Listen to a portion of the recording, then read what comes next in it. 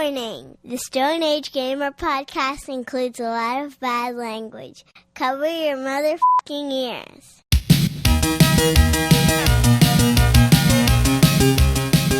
Good evening and welcome to the Stone Age Gamer podcast. I am Kris Randazzo and joining me tonight is the funkiest bowler in town, Dan Ryan.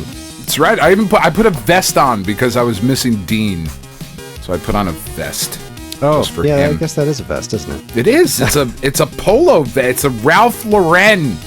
It's a staying warm vest because clearly you're very cold. It's cold in the basement. Ish. Office. It's the end of the month, and that means it's time for the 10, 20, 30, 40, where we talk about notable game releases this month from decades past. Have we discovered the best name for a snowboarding game of all time? Bust out your purple hair and bazookas because the Stone Age Gamer podcast starts now.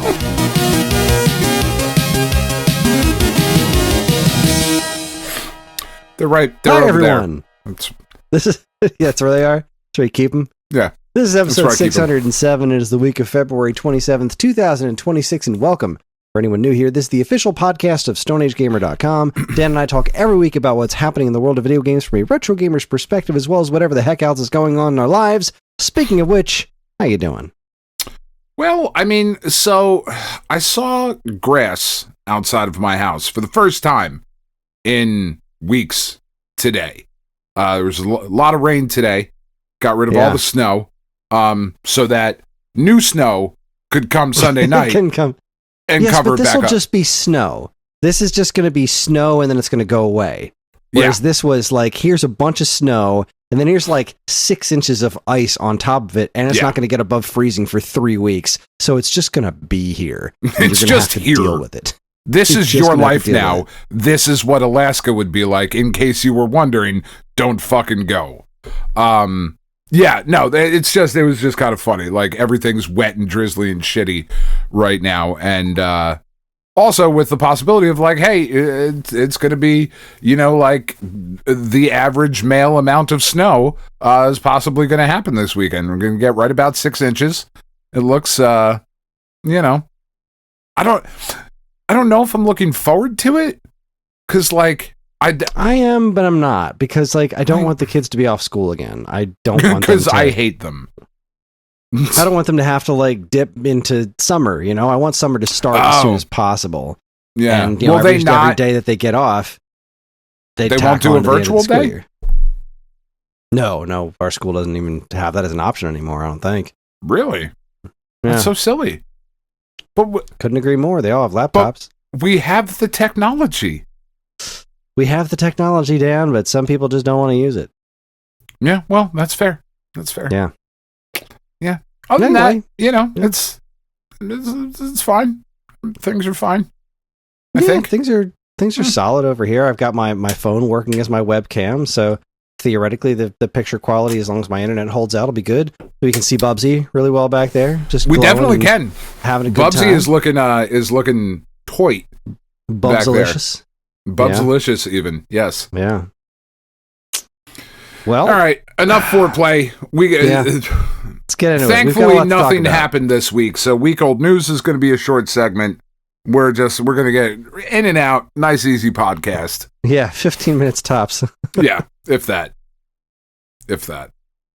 All right, well, let's start with something fairly easy. Is the 10, 20, 30, 40, our feature topic for this week. The 10, 20, 30, 40, for anyone new here, is where we talk about new game releases from February, 10, 20, 30, and 40 years ago. Every month we do this.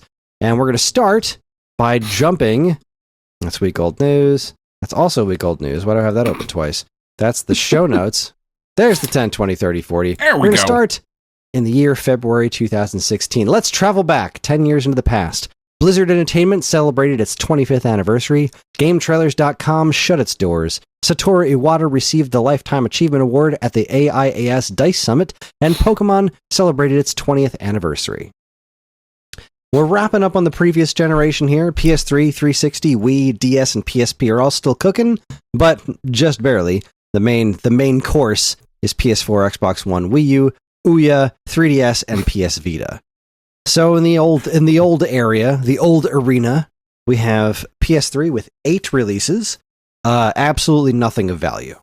Of those 8 releases, I saw nothing even worth mentioning. It's just a bunch of DLC and PSN garbo. Whereas the Xbox 360 had 4 releases. I'm going to assume none of them were really worth talking about, except the snowboarding game with the best snowboarding title I've ever heard in my life. I've never heard of this before, which makes me think that the game probably sucks. We had The Walking Dead Michonne. We had something called Yellowfins, something called Cobalt, and then Borders Beyond Borders.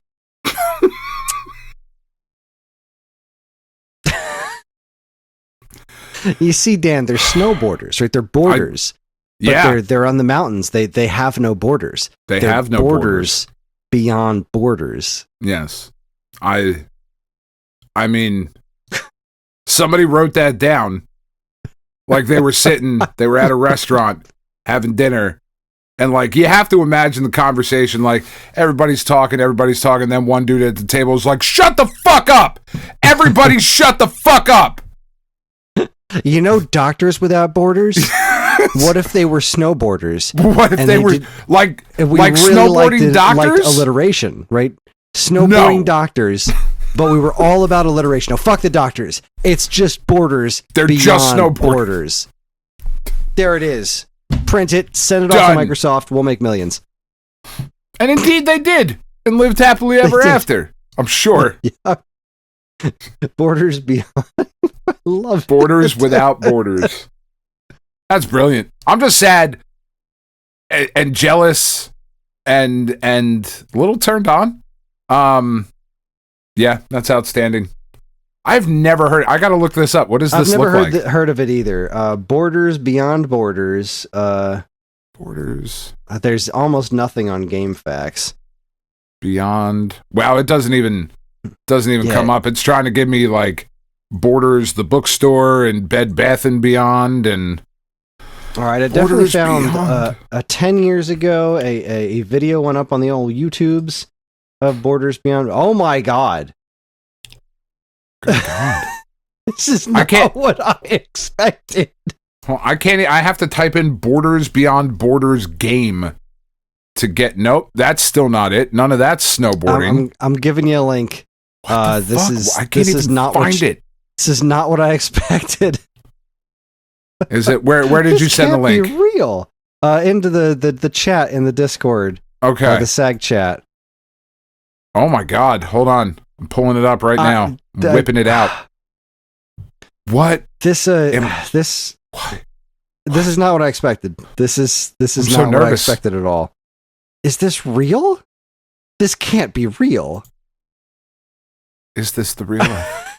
I don't know how to explain this because we're not. I mean, I'll see if I can edit this footage into the video version of the podcast. Wait, what the fuck just happened, Kris?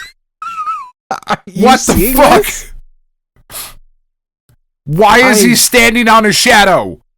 This is so. It looks like I don't even know how do you explain this? This looks like PlayStation 1, sort of, but not.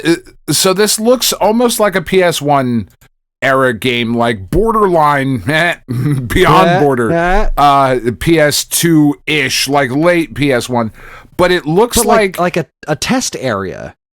Well, I was going to say it looks like a skate park in one of the Tony Hawk's Pro Skater games that like your shitty little brother made, because he's like I made you a skate park, and it has like a ramp and like a couple of pieces of fence, and you're like, that's real fucking good, Timmy.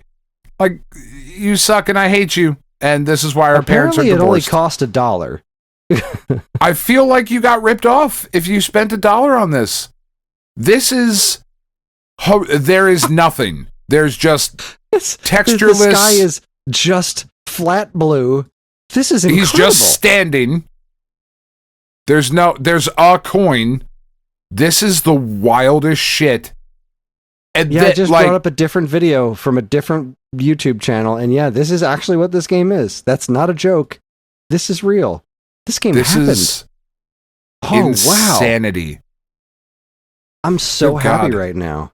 I need to know more. So Xbox takes this month. No question there. That. Borders Beyond Borders. I mean, beyond something. Jesus the name Christ. Alone. God Good God. Okay. That was not I thought the name was going to be the joke, but no, it gets even better. Yeah. It's outstanding. Anyway, nothing on the Wii. Nothing on the Wii came out. Nothing until October. So, and then the DS actually was done last month. I didn't realize that last month was actually the last game for the DS. Crazy Train for DSi in January 2016 was the last DS game. Boo hiss. But the PSP was still technically kicking. We have one game this month, Breath of Fire 3 on PSN. That's not nothing. They've only got one game past this. That comes out in July. Okay. So, like I said, the previous generation was hanging on. Yeah. Wow. The publisher and developer of Borders Beyond Borders is Xbox, as in ECHS space BACHS. Bravo. Well done. Just well done. Man. I love this so much. It's good stuff. Yeah, it's looks like it has one person in the credits. And sorry, the music was by Matthew McFarland, and created by Archer Wright. This is a masterpiece. I'm so glad I know about this now. Anyway, I mean, there are times where I'm like, I don't know if I'll ever make a video game, right? I don't know how to code. I don't know how to program. I don't know if my ideas are any good. And then I see Borders Without Borders, and I go, I mean, I feel like I have to at some point. If that exists, I feel certainly like I could come up with something. You have already done better as a game designer, but also worse, because that might be the most amazing thing I've ever seen. It's Borders Beyond Borders. It is. It's borderline amazing. Borders, bed, bath, and beyond borders. Cool. Borders Beyond Borders. Anyway, on to the serious business. The PlayStation 4 coming at us with 52 new releases. Jesus fucking Christ. In February? February. The vast majority is DLC and PSN Garbo. Still, however, there's 28 days in February. That's more than two games a day. Yeah, that's ridiculous. There are very few things I want to do twice a day. You don't need to elaborate on that. Listen to this list of games. Like the indie games came pretty fast and furious. We got Gravity Rush Remastered, Crypt of the Necrodancer, the original Unravel, Firewatch, Plants vs. Zombies Garden Warfare 2, Lovers in a Dangerous Space-Time, and Runner 2. Yeah, I mean, that's a gigantic month for, like, indie titles. That's just for indies. Then on the regular, that's awesome. the AAA stuff, you've got Assassin's Creed Chronicles, Far Cry Primal, and the PlayStation exclusive Street Fighter V. Damn, that's a big fucking month. That's a big February. That's a dick swing in February. Yeah, that is a dick swing in February if I ever saw one, yes. Wow. You know the problems I've been having with dick swing in February's. Man, you got some serious ass dick swing in February's problems. Over on the Xbox One, with 31 releases, again, the vast majority being DLC and Xbox Live garbage, it's pretty much the same list. Actually, a lot fewer of them, like Plants vs. Zombies Garden Warfare, Far Cry Primal, Assassin's Creed Chronicles, Unravel, but the Xbox One got its version of Rocket League. Oh, still fun. Was that the original release of Rocket League, I wonder? I don't think so. I think it was PlayStation exclusive first. I think. Yeah, it sounds familiar. Because didn't we talked about it last year? We did talk about this, yeah. So it was 2015. It was February 2015. No, July 2015 in the US. No. Yeah. Yes? So like 6 months. Something like that. I'm on Moby Games, and I highlighted it, and it says July 7th, 2015 US, February 21st, 2017 US. What the hell does that mean? I don't know. Yeah, well, all right. Well, whatever. Well, yeah. Anyway, still not Rocket all League, that good important. stuff. Regardless, still a fun game. All this time later, like if you jump into Rocket League right now, still fucking fun. It's Still just have a good time. It's just a satisfying, good idea. Couldn't agree more. Soccer and cars. The Wii U had 14 releases. Only one that seemed worthy of mentioning to me. That was Oddworld, New and Tasty. The Ouya had one release, Muzzle to Muzzle. Never heard of it. So yeah, I mean, I think it's clear PS4 is the winner as far as home consoles. Yeah. I mean, unless you're counting Borders Beyond Borders, but I don't even think it's fair, honestly. Yeah, it's not even to count a fair Borders Beyond comparison. Borders. That's just not. 10 no, I mean that's just too low. That's huge. Like Street Fighter V, for all of the nonsense that came along with it being console exclusive, right? Which, like, Street Fighter should never be console exclusive. Yeah, it should and be the way they rolled crossplay out to the fucking everything. characters, like they started with like 3 characters or some nonsense like that. It was, I don't know, but still developed into a fine title. Yeah, by the time they were done with it, Street Fighter V was really good. That just leaves the handhelds. The 3DS had 10 releases, a bunch of nonsense, but the ones worth mentioning were Mega Man Legacy Collection, which came with a solid, not an actual gold, but a gold Mega Man amiibo for some reason. Yeah. And Fire Emblem Fates, Birthright, and Conquest, when they split it up into 2 different flavors, technically 3. I think there was an eShop exclusive third one. Wasn't there really? Yeah. And they all told different stories, so that's something. Whereas the PS Vita had 16 releases, the only one that jumped out at me is worth mentioning was Crypt of the Necrodancer. Everything else was just Japan games, DLC, and PSN shovelware. Shovelware. Yeah, I mean, Mega Man Legacy Collection, month. Pretty great. You know. Yeah, and it's Fire Emblem and Mega Man. That's that's not terrible for a 3DS in February. It's not terrible for us because of Mega Man, but for everybody else, like Fire Emblem is still pretty huge. Yeah, Fire Emblem's a big deal for those that like it. So I don't think anyone's touching PS4 this month, but that wasn't so bad. Yeah, I feel like we are one of probably the few handful of podcasts that are like Fire Emblem. Nope, not for us. Rockstar? Nope, not interested. Bethesda? None for me, thanks. Man, maybe that Indiana Jones game. Other than that, no thank you. Like, that is just a massive section of gaming that you and I are fucking flicking our dicks at. Like, nope, no thank you. That's why we have tens of listeners, Dan. That's right. Our fucking listeners are sexier than anybody else, though. Yeah, we have the best listeners in the world. We do. We honestly do. Not even really sucking up to you people. I just genuinely believe that. You're the smart ones. You're the chosen ones. Let's who will eventually join Kris and I at our compound. It's a very long con, but we'll get there. Don't worry, boys. It'll be worth it in the end. It'll be worth it in your end. Oh! Let's travel back 20 years into the past to February 2006.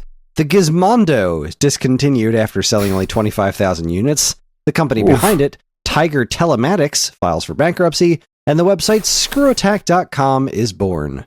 Oh. PlayStation 2, Xbox, GameCube are still the primary sources of gaming. The Xbox 360 has launched, obviously, a couple of months ago, but it's still not really firing on all cylinders, and the handheld space is being dominated by DS and PSP. So, PlayStation 2, in an unsurprising turn, has the most, 32 releases this month. Mm-hmm. Listen to this lineup. It's interesting.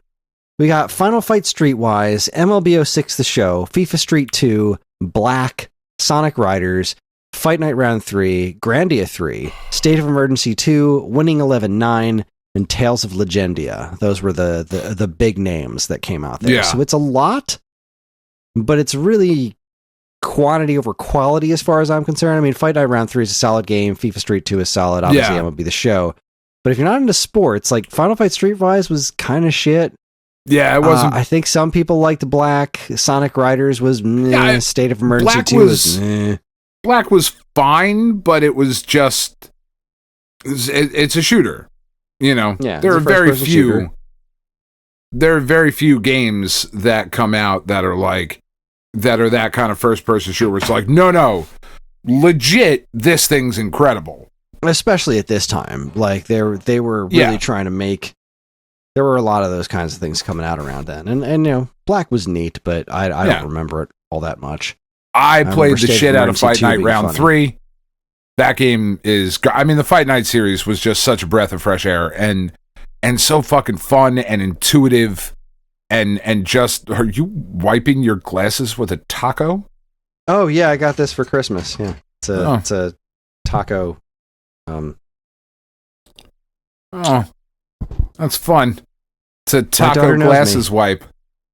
That's exciting. I also have a stress taco. Oh, I have a stress taco too. She's upstairs on the couch. And just for Evan, because I keep it on my desk, it's a spring chicken. Oh, wow. That was... Evan got this for John when he was like, I want to say 2. Yeah. And it is one of the toys that has just survived this house. It would turn up every year or two. It would turn up, and the kids would mess around with it for a minute, and I'd be like, Evan, look what I found. And now it lives on my desk because I love it. So, it's pretty great. Spring chicken. Yeah. Sorry, audio only, guys. I apologize. Yeah, apologies for that. Yeah. Anyway, over on the Xbox, similarly, we've got 14 releases, nothing exclusive. Winning 11, Sonic Riders, Fight Night, Black, FIFA Street, Final Fight Streetwise. So honestly, it's PlayStation 2 head and shoulders. GameCube, however, had a pretty interesting month. It only had 5 releases. FIFA Street, Sonic Riders, and Curious George, which was also on the other platforms. But there were 2 very, very interesting games that dropped this month. Chibi Robo, which is so weird. I love that game. And Naruto Clash of Ninja, which is fucking great. Is it? It's so good. This is Aiding, I could be wrong. It's the company that did the Bloody Roar series. They did this whole series of Naruto games. Somebody that when I was working at Game Crazy in Union City, one of our guys had the Japanese import of the 4th one of these. It is a legitimately fantastic fighting game. We played the crap out of it. Clash of Ninja was the first one. They were like 2 years behind the Japanese ones, and they started the first one. Okay. It's still pretty good, but the 4th one was amazing. Yeah. Interesting month. I just never got into Naruto. And because I never got into Naruto, I just never paid any attention to the games, which I know you don't have to know. Like, obviously, you don't need to be into it. But I had no idea it was an actual anime. I thought it was just a fighting game at first. Like that's because they just brought it into the store. I had never heard of it. And I liked all the weird ass characters and whatnot. Man, that was a good time. Those were good, good days. Somebody I worked with at GameStop down in Mays Landing came in and he was like, "You like Dragon Ball, right?" And I was like, I mean, I feel like when somebody starts a conversation that way, like, I'm going to say yes, and you're going to expect me to be able to have a certain type of conversation with you that I cannot have with you. Yes, I do like Dragon Ball. No, I don't like it the way you like it. He was like, all right. How about I appreciate Dragon Ball? Yeah, I like Dragon Ball. I adore Dragon Ball. I have seen Dragon Ball Z. I have a Majin Buu and a Kid Buu figure. Same. Whatever. But we are very different in our love. But he was like, all right, well, if you fucking like that, you need to get on Naruto.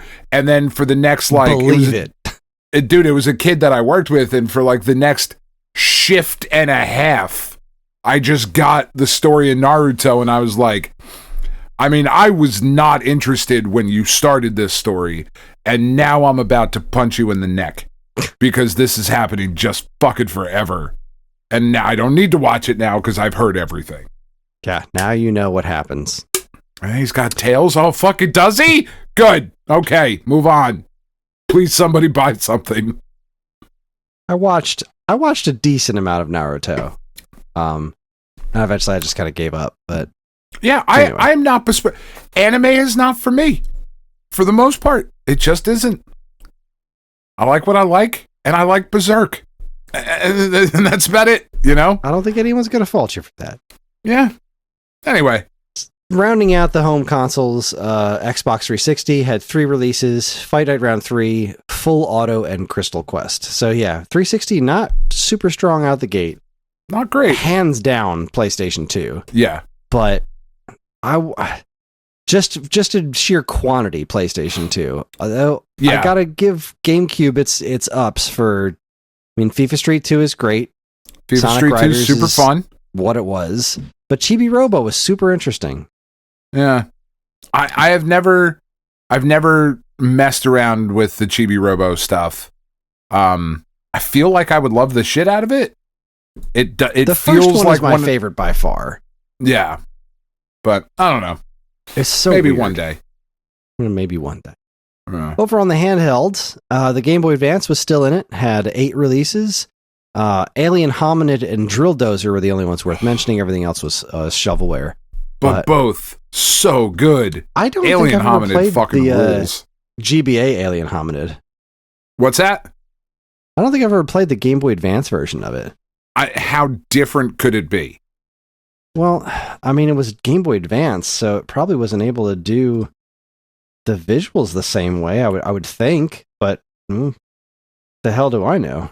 Now I'm stuck watching ads because I'm watching it not on Brave. There we go. Let's skip the ads. Come on. What is Brave? It's a browser. Okay, so we've got the... oh boy, that is... Oh, it's actually... So it's just like really, really pixelated. It looks almost... It that's looks fine. Pretty much the same, the Alien Hominid, but it's just crazy pixelated. Well, that's neat. I would imagine it has a certain level of charm that way. Yeah. Good job, guys. And Drill Dozer's great. Drill Dozer's such a weird game. Yeah, it's cool. But yeah, that's a thing. Pretty sure that was Game Freak again. It was. Yeah. Yeah. They do really good stuff when it's not when fucking they're not making Pokemon. Pokemon, yeah. When they don't have to spend all of their time and energy coming up with some new variation on a cute fuck hamster that like shoots electricity out of its nips. Like, okay, we get it. How much? This is the real showdown this month. So the DS had 8 games, the PSP had 10 games, but I found the same 5 for each one that was worth mentioning. Right, each one had 5. The DS had FIFA Street 2, Super Princess Peach, Super Monkey Ball Touch and Roll, The Rub Rabbits, and Resident Evil Deadly Silence. Whereas the PSP had MLB The Sixth The Show, Winning 11-9, Fight Night Round 3, Exit, and Street Fighter Alpha 3 Max. Nothing for the N-Gage. So, Street Fighter Alpha 3 Max is great. It's phenomenal. It was the best version of Alpha 3 out there, except you had to play it on a damn PSP. Yeah, which made it the worst version, in many people's estimation. But like, Super Princess Peach is very cool, right? I've never played it. It's solid. It's not amazing, but it's certainly not bad. It's nice looking. It's solid. Super Monkey Ball Touch and Roll was pretty good. The Rub Rabbits was super weird. That was the sequel to Field of Magic. That was the follow-up to Field of Magic, that DS launch game that was like really, really weird. Yeah. And then Resident Evil Deadly Silence was... that was the first DS Resident Evil game with the touchscreen controls. I want to say that was a remake of the first one. It was very interesting. I loved that era of DS gaming where everything had to be a fucking DS subtitle. Yeah. Like, no matter whether or not it made sense. This is the first Resident Evil game, like the original PlayStation Resident Evil on DS with the like top screens and map and touch controls. And it was pretty good. Yeah. It's Resident Evil. It's a classic. It's a good game. But then, so Exit was a pretty fun game. I don't know how Fight Night 3 went on PSP, because PSP didn't have dual analog. No. I know, but the still. MLB The Show games were supposedly solid on PSP. Yeah, they were very good on Winning PSP. 11 is Winning 11. Yeah. I don't know who to give that one to. I really don't. I would argue it's Nintendo because it's more creative. Yeah, it's more varied. Yeah. Obviously, I don't know. know. I keep saying obviously PS2 is the winner, but like, yeah, just numbers. I think PS2 still has it. But not a bad 20 there. That's not bad. It's some interesting stuff. Some real Drill Dozer and Chibi Robo came out in the same month. So like Nintendo out here like trying stuff. Really swinging for the fences with weirdness. I like that. And everybody else being like, here's a game with a ball in it. Enjoy. You like sports? You like sports, don't you? Even Fight Night. These guys have balls. It counts. Anyway, let's travel back 30 years into the past to February 1996. Sega releases their Model 3 arcade board, Blizzard acquires the developer Condor and renames them Blizzard North, and Deep Blue beats Kasparov at chess. Oh, shit. I remember when people gave a fuck about things like that. It's like, yeah. I couldn't find any arcade releases.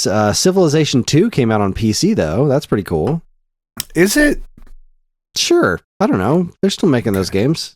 People clearly care. I'm not one of them. Yeah. This is a rough one. This is a weird, rough month. The Super NES had 0 releases. The Sega Genesis only had 2, but they were College Slam and Triple Play Gold Edition. The 32X had a single release, World Series Baseball starring Deion Sanders. Nothing for Neo Geo, but Real Bout Fatal Fury came out on Neo Geo CD. What do you got about Deion Sanders? That's pretty dope. What uniform was Deion wearing? That's a good question. Let's see. I have that game, but I don't have the box. At least I think I have that game. Because, like, sorry, Cowboys fans, but, like, fuck Deion Sanders. But why is he on Deion? I thought he was a football player. He was, but also played baseball for a little bit. Oh. I did not like having to cheer for him when he was on the Yankees. I can't tell what uniform he's wearing. What were the outfits? Look like Yankees? There's no pinstripes. Because I believe he was also on the Braves. I believe that might be Braves. Yeah, he definitely played for the Braves. Hold on, I just pulled it up. So Sanders played for the Yankees, the Braves, the Reds, and the Giants. No. He made one World Series appearance in '92.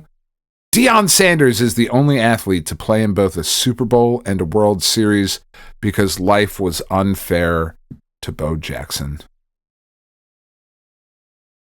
Anyway. Yeah, I really can't tell what uniform this is. I bet you will. Yeah, hold on. Bet you'll know immediately. I suppose I could have just looked up the game, but I instead looked up Deion Sanders as a person. There, I put the box in the chat. What uniform is that? Okay, hold on. Oh, where's the chat? I was looking at other things. That is the San Francisco Giants. Okay, there we go. Yeah. Now we know that. Anyway, shuffling right along. Like I said, we're better now. Nothing on Neo Geo. One Fatal Fury came out on Neo Geo CD. The Jaguar had one release, Defender 2000. Whereas the Jaguar CD also had 0. But this is what I thought was really interesting this month. I'll just throw out nothing on Game Boy, nothing on Game Gear. The penultimate Virtual Boy release, Nestor's Funky Bowling, was released. What a weird 30 years ago. Like everybody just felt like, oh fuck, we didn't put anything in February. Shit. Sorry. Yeah, just skipped right over it, except this little three-way conversation here. This is, I think, really interesting because this paints a weird picture that was only really around for a very brief period of time, where it was PlayStation, Saturn, and 3DO going back to back. Honestly, if you really wanted to, you could theoretically throw the Jaguar in here too, since Defender 2000 was like kind of their big exclusive. You could, but anytime you bring in a fourth, that's when things it starts to get sloppy. It really does. It's hard to share equal time. It's difficult. So the 3DO had two releases. Siberia, which released last month on PlayStation, and Johnny Bazooka-Tone. Whereas the PlayStation had 3 releases: Assault Rigs, Alien Trilogy, and Johnny Bazooka-Tone. And the Saturn had 2 releases: College Slam and Johnny Bazooka-Tone. So we had, I mean, one of these situations where you've got 3 different platforms that got the same game, and then their other stuff thrown in as well. And I don't think I think it's clear the PlayStation came out on top with Alien Trilogy. I think Assault Rigs was supposed to be kind of cool too. I do not know what Johnny Bazooka-Tone is. You don't know I do. Johnny Bazooka-Tone? I was going to say, as soon as you see it, you will know exactly what that is. Yeah. Yeah, this is the type of graphics that, like, my kids' generation are trying to, like, pretend that they're nostalgic for, and I'm like, no, don't make things look like this. Like, this was great for Donkey Kong Country for Super Nintendo, but once we got to the next generation, stop that. Oof. It's the purple soul patch that he has at certain times in certain promotional images that are, and the big purple Elvis hair. Yeah. Boy. It's a really it's a look. It's a very memorable game. Boy. I'm sure its legacy will live things on. Like this, I see things like this and I go, am I misremembering the 90s? I think I might be. Because I think it was mostly that. There's so much good stuff. This year, 96 is going to have some really good stuff, but I don't know. 96 is pretty close to fucking 2000, Chris. I think it was mostly that. I know, like, I was listening to, like, grunge and shit and, like, underground hip-hop, and, like, I thought that was pretty cool, but also Johnny Bazooka-Tone. That was the thing. So, I do think we have to say a little bit about Defender 2000. Defender 2000 was pretty cool. I don't think I really ever got the hang of it, but these games where they were doing the like Tempest 2000, Missile Command, I think there was a Missile Command 2000. Defender 2000 I've played a little bit of. I can't remember if this was one of the ones. I don't think this was on Atari 50, but when you searched it up, did you get a bunch of pictures of a Land Rover, or does your algorithm know you better? Because I got a bunch of pictures of better. I got a bunch of pictures of a Land Rover. I had to specify Jaguar. Yeah. This is it's a Llamasoft joint. So you know, it's super weird, but it's pretty neat. It's a pretty neato little thing. It's just the thing that strikes me so much about Jaguar games is that there is such a distinct soft look to the graphics in those games. Like I don't know if soft is the right word or if you see what I'm saying when you look at it, but there's like, I don't know, there's just this weird softness to it that like was incredibly prevalent on the Jaguar and not really anywhere else at the time. Well, it is a pretty unique looking game system. It is kind of like a half souped up Super Nintendo. Like, it's still not quite that though, because there are some things that look better on Super Nintendo and Genesis than I'd say Super Nintendo than Jaguar, but Jaguar also was able to do more things. I don't know. Jaguar's so weird. It really is. I really would love to see an interesting title. I would have loved to have seen like people, really talented people, squeeze every drop out of the Jaguar. Yeah, to really see like what it was capable of. You know, if the Jag would have taken off, like, that would have been an interesting world. It really, because it's just such a unique, like you said, like the visuals that are present in Jaguar titles are so unique to the Jaguar. It's just wild. Yeah, nothing else looks quite like it. Yeah. One of the last systems that really had its own very specific identity, you know? Yeah. I mean, you know, PlayStation and Saturn had their unique identities, N64 did, but like that following generation, like PS2 and Xbox and GameCube, things started to feel a lot more standardized. it really, everything just kind of looks like, they all look like video games now, which, I mean, there's an argument to be made for that too, right, but yeah. Anyways, that's I don't even know what to call a winner. I don't think I think January was still the winner in February. This 1996 was not a hefty month, but that interesting three-way battle of 3DO, PlayStation, and Saturn. 3DO obviously lost hard, but it's an interesting time. Anyway, let's travel back to the 40. February 1986, Atari publisher Imagic files for bankruptcy at some point this year, maybe February, I don't know. Pixar breaks off from Lucasfilm as its own studio. The first anti-smoking ad aired on U.S. television, and Halley's Comet reached its closest approach to Earth. There were no new game releases this month. Wow. In North America, we got nothing in the arcade that I could find, nothing on PC worth noting. Atari 2600 isn't back until July of 86, and television's not here until May of 86. 5200's got nothing until September. Coleco's nothing until November. NES is dead till June. 7800 comes out in May. The Master System comes out in September, and there were no Game & Watches. So, wow. The 40's going to be nothing for a bit, but then it's going to happen. Later this year, May, June, September area, things are going to start getting spicy.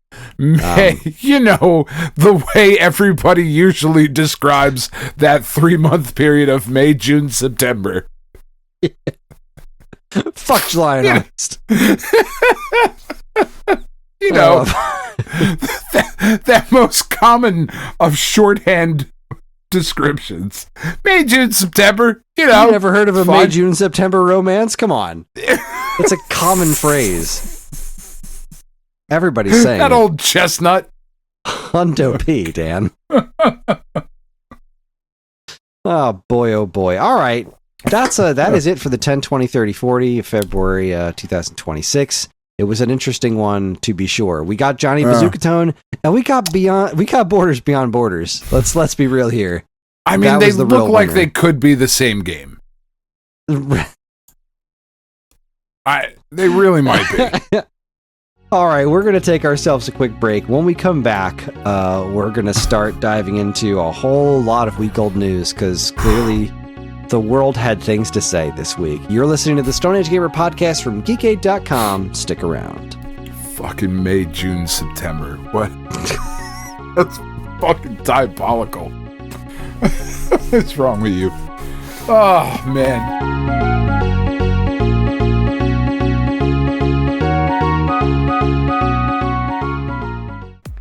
Do you enjoy the Stone Age Gamer podcast and other shows on the Geekade Podcast Network? Do you wish you could listen to them sooner than the regular unwashed masses? Do you wish you could contribute in some way? Well, then you should check out the Geekade Patreon. Yes, the Geekade Patreon is a wonderful and very much appreciated way for you to help us pay the bills and keep our shows running week after week. As a Geekade patron, you'll get a monthly podcast topic schedule and early access to nearly every show on the Geekade Podcast Network, as well as access to a patron-exclusive monthly show called DC's Amazing Movie Time from the creators of the Weekend Rental podcast. So head on over to patreon.com/Geekade and become a loved and appreciated member of the Geekade Patreon team and get early access to shows like the Stone Age Gamer podcast, this week's episode, Turning Tracks, and a whole lot more. See you there.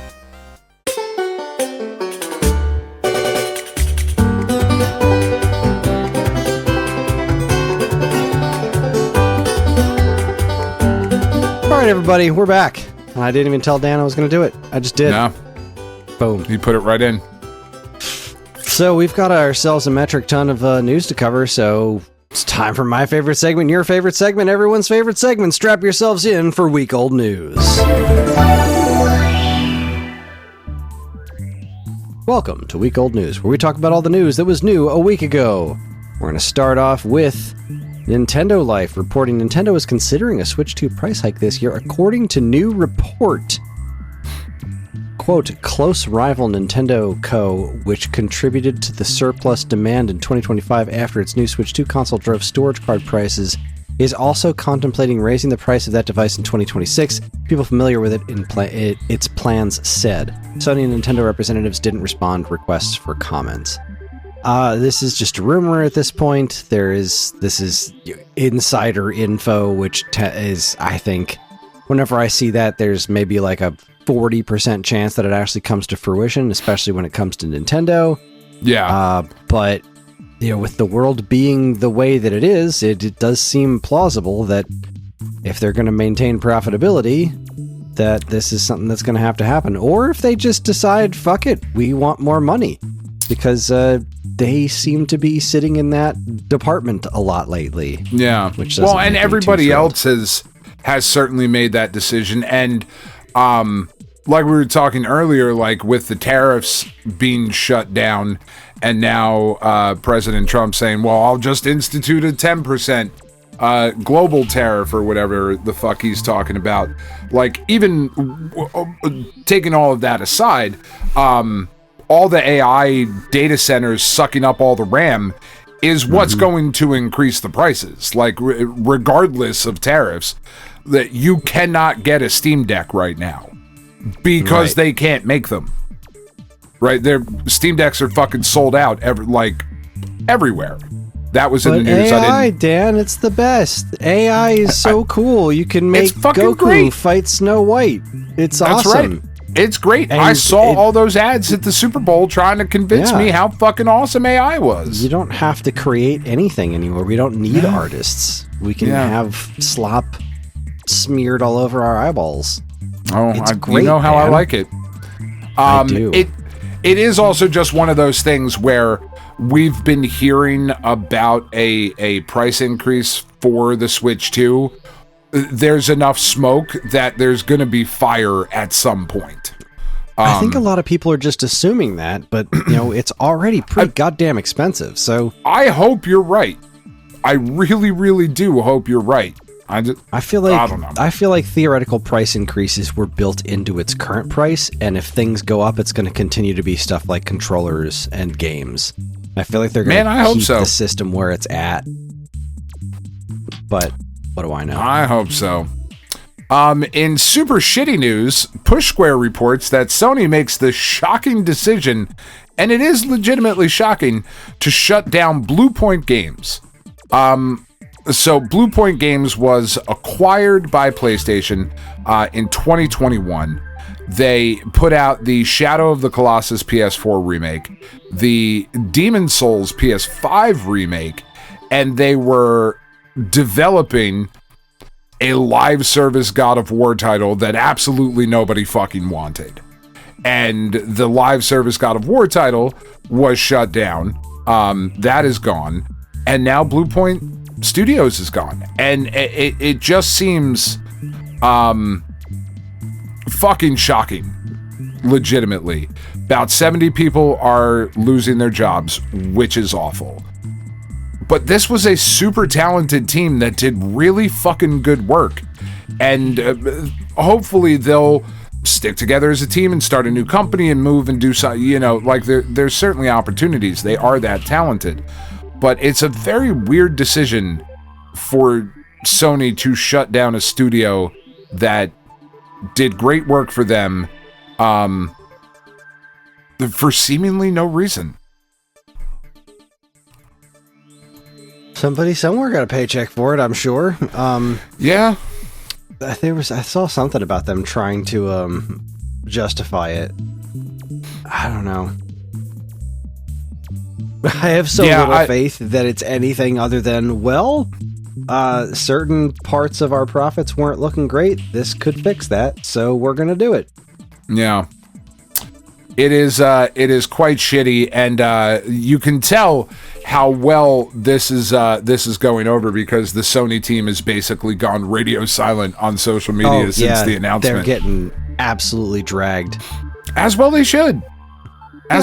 Like, shut down studios that, again, I don't ever want anybody to lose their job, but if you're making a shit product, you don't get to keep your job, right? That's just not how the world works. That's fine. Right. But if you're doing good work and you were making a stupid ass live service game that nobody wanted, and you lose your job because you were doing the thing your bosses told you to. That's fucked up. That's why we need unions. Like that right there is that the reason. Right there is when the executives that made you do that, the dumb thing, that's when they should have to pay the price. Exactly. But that's not how this industry works. Exactly. Meanwhile, GameSpot reports Trump's tariffs, which impacted gaming, ruled illegal by Supreme Court. The now majority conservative court decided 6-3 that the president exceeded the power he has. We're not going to get all political here, but needless to say, I'm genuinely shocked. Yes, that this happened. It seemed pretty obvious to most of Earth that this was not quite legal, but that also doesn't really seem to be the world that we live in, where things that are legal apply to the U.S. government. Again, I'm not trying to get all political here. This is just a thing that happened. There have been a lot of negative impacts of the tariffs in the game industry, in the retro game industry. People found it more difficult to import and export things and get parts for things. So we'll see if this actually has an impact and things start to be a little bit more affordable, maybe? In some respects, I don't know. It was certainly something worth mentioning. It certainly is. I'm just glad that we got our tariff refund check before they were declared illegal. Same. IGN reports that the Saudi-owned RTS takes over full ownership of EVO. So a tournament that started off as just a Street Fighter tournament, right? Has now been purchased by the Saudi-owned RTS. It's reported by Shack News. Nodwin Gaming will remain involved in EVO to assist with marketing, and some members of leadership will remain in place. However, RTS, the talent management and brand consulting company originally founded by streamer Pokimane, will take full control. We are proud of our legacy with EVO that started 5 years ago, said RTS CEO Stuart Saw in a statement. We're going to continue investing in the things that matter to our community, elevating and empowering members of the FGC fighting game community, and working diligently with our game developer partners to ensure that EVO benefits all parties involved. Because every time there is a giant corporate takeover of a beloved institution, it goes fucking well.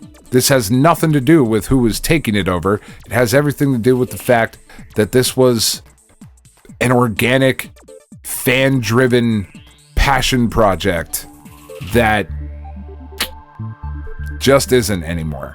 And that sucks. Yep. I don't like that at all. For numerous reasons. Yeah. Like, I wasn't super thrilled when Sony bought EVO, basically, in 2021, right? Mm-hmm. That sucked. Nintendo pulled Smash Brothers from EVO after Sony bought it, but it still seemed pretty okay. Like, it seemed largely untouched. And, I mean, we'll see.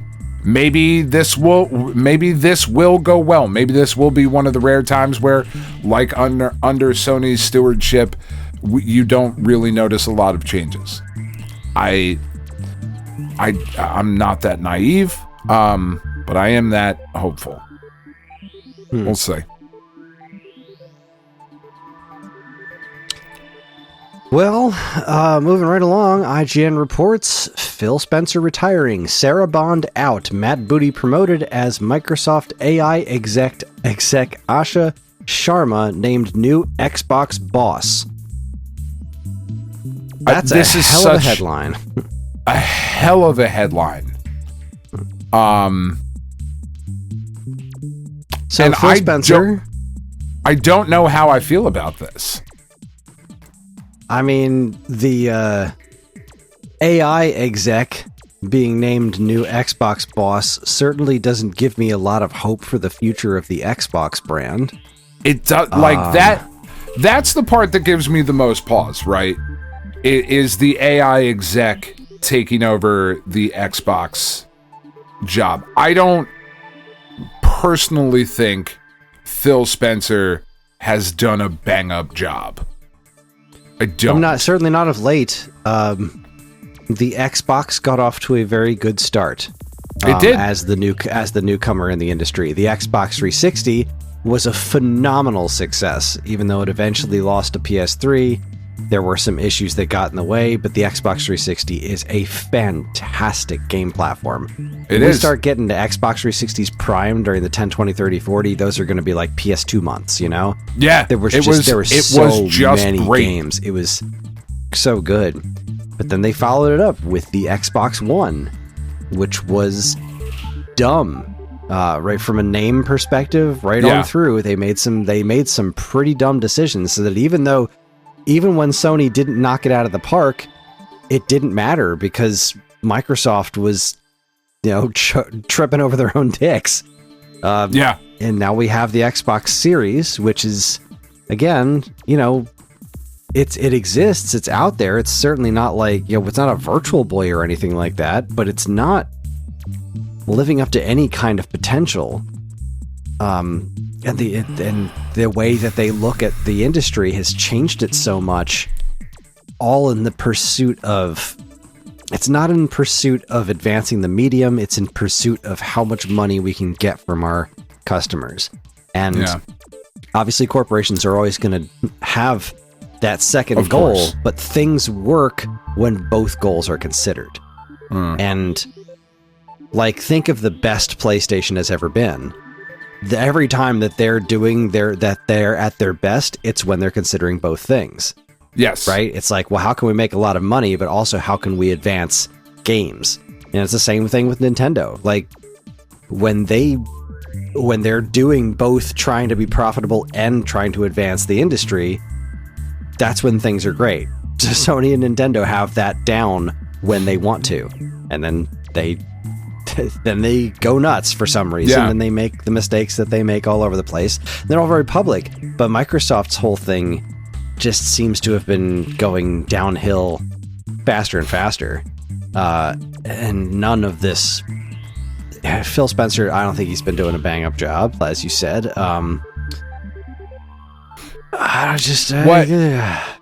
What concerns me, right? I don't know this new lady in charge, Asha Sharma. I have nothing personal. It's not that sort of concern that I have. Her past jobs include being the former VP of Product and Engineering at Meta, who is a disgusting fucking company. Yes, we use their products because that is the state of the world, but Meta sucks on toast. I don't think Very that's like so. a bold statement to say. No. Especially considering the things that Zuckerberg has been in the news for this week, the accusations and whatnot. Meta is problematic. She's the former Instacart COO. There are plenty of things to dislike about Instacart if you dig deep enough. She's a board member of Home Depot, which, that's fine, I suppose. Of the three... Of the three, yeah, for sure. Home of the three, that's the one. But I didn't questionable monetary donations. Yeah. What I didn't like about her opening statement, an email that was shared out that she sent to Microsoft. She said, "My first job is simple: understand what makes this work and protect it." She joined Microsoft in 2024. She is not invested in this as a gamer, and you don't obviously have to be invested in this as a gamer and whatnot. But when you lead off your introduction with, "I don't know what the fuck this is all about, but I'm going to figure it out," really, to me, everything you say after that kind of comes off as disingenuous. Mm-hmm. You know what I mean? Like, for as much as I don't think Phil was doing a great job these last couple of years. He obviously had a passion for this, right? This did actually mean something to him. So we'll see. But she says, first thing we got to do is make great games. Second thing, the return of Xbox. We have to recommit to our core Xbox fans and players. Yes, you absolutely fucking do. There are a lot of diehard Xbox kids that need to be shown some love. But then the last statement, again, third, the future of play. We are witnessing the reinvention of play. To meet the moment, we will invent new business models and new ways to play by leaning into what we already have. So, like, that just tells me, as the former head of AI, like that, you just told me where we're going. And I don't think a ton of people are going to be interested in it. And that sucks. Yeah, I really do wonder at this point why they aren't just making games. I don't understand their obsession with trying to be involved in the platform side of things.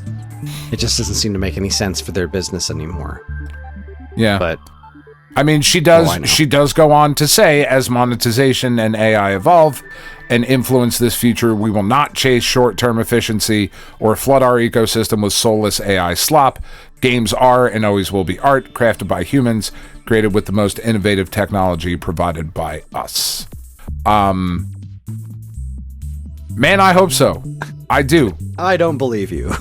I mean, we have said multiple times on this show, you and I both want a reason to want an Xbox. I want you to sell me something that I need to have.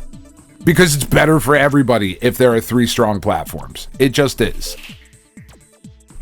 But I just don't see it. I think things were going pretty well there in the PS2, Xbox, and GameCube era as far as they really were creativity and stuff. Yeah. Massive news. Big, huge, smelly story. Moving right along. Gizmodo reports Nintendo's adorable wooden amiibo will hook kids on Mario even earlier. Nintendo's got this like early youth stuff like toys and their cartoon type things that they're doing on YouTube. And they've got a bunch of cute little wooden figures that work as amiibo apparently coming out. They're adorable. They look cute. Yeah, they look adorable. I like them. They look great. And I don't want them, but absolutely. But Kris, you skipped over. I did? The biggest story.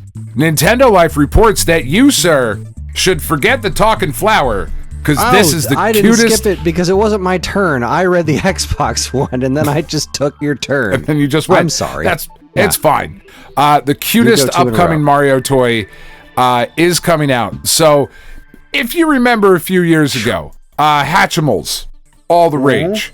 Couldn't find a fucking Hatchimal anywhere. And somebody at the toy company, at whoever the fuck is making this. Who's making this? I guess it's Jazzwares, because they have the... or no, this is it is from Spin Master, who made Hatchimals. They were like, okay, Hatchimals, but Yoshi in the fucking egg. And yep.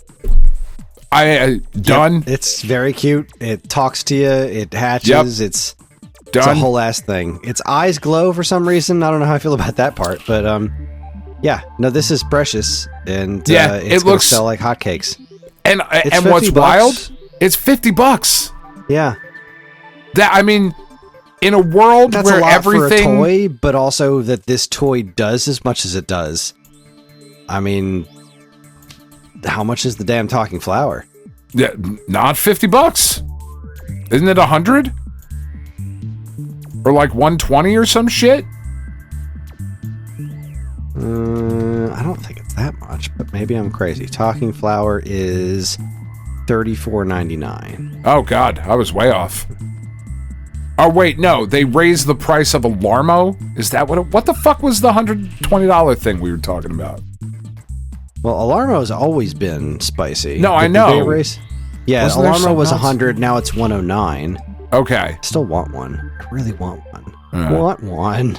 I don't know. This thing being $50, I think the only thing that bums me out about it, and I understand why you wouldn't do it, but like the cool thing, quote unquote, cool thing that my kids liked about the Hatchimals anyway, is that it was kind of a surprise as to who you were going to get. Like, we know who they were going to get, but they didn't know who they were going to get. You know what I mean? To them, it was a surprise. This is just, as far as it appears to be, so far anyway, just green Yoshi. And there are plenty of other colors of Yoshi they could have done. It could have been like a mystery. I suppose a bunch of people would have been pissed off if they didn't get green Yoshi. If it was a green egg and a different colored Yoshi came out of it, that wouldn't make sense. Right. Yeah, I suppose that's fair. So, Dan, I have this weird thing in my life. My lucky numbers are 9. My lucky number is 923. Okay. Lots of things happen. I know that. Yeah. So I bring up, I mean, I'm just going to send you the link and you're going to see what happens. There in the SAG chat, I was looking up Alarmo. Just because I wanted to see it. There it is. There it is. The time displayed 9:23 a.m. on the Alarmo is 9:23. It's fate. I need to have one, Dan. I need an Alarmo. I just can't justify $110 for a freaking alarm clock I'm never going to use. No. It'll sit on my desk without question. Sure. Like, I'm not putting it in my bedroom. I will leave it here on my desk and look at it while I work. That's a waste of $110 though. Yeah, but is it though? Is it really? Yes. Yes, but no. Yeah, 1,000%. It is without question. It is like the very definition of a waste of money. I don't need a clock on my desk that does these things, but I do. You have a phone in your pocket that currently does all of those things plus more. I have a watch. Yeah. But this is an Alarmo. No, I mean, you're not wrong. It is, in fact, in a red circle. That's the big difference. It is. My watch isn't in a red circle. I mean, I will fucking whittle you a red circle for $5. You know, not even 110. I will knock $105 off of that price. All right, next story. Your turn again. Oh. Twisted Voxel, which is a new group of friends for us here at the Stone Age Gamer Podcast, they report that the next gen Xbox codename Magnus specs have allegedly been finalized, and it is apparently on track for a 2027 release. Now, this is some rumors and scuttlebutt, but what I thought was interesting and why I put this story in here is because there have been a lot of stories over the last couple of weeks that Sony is pushing back PS6. Like, no, we're not even close to ready.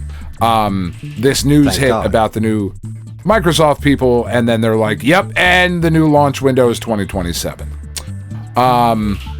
So for those of you who are wondering what the rumors are, we're going to reportedly get a console powered by AMD's upcoming RDNA 5 architecture. The GPU chipset in there will be the same chip that makes the 9070 XT graphics card. And that's really about all that's in there that they have speculated on.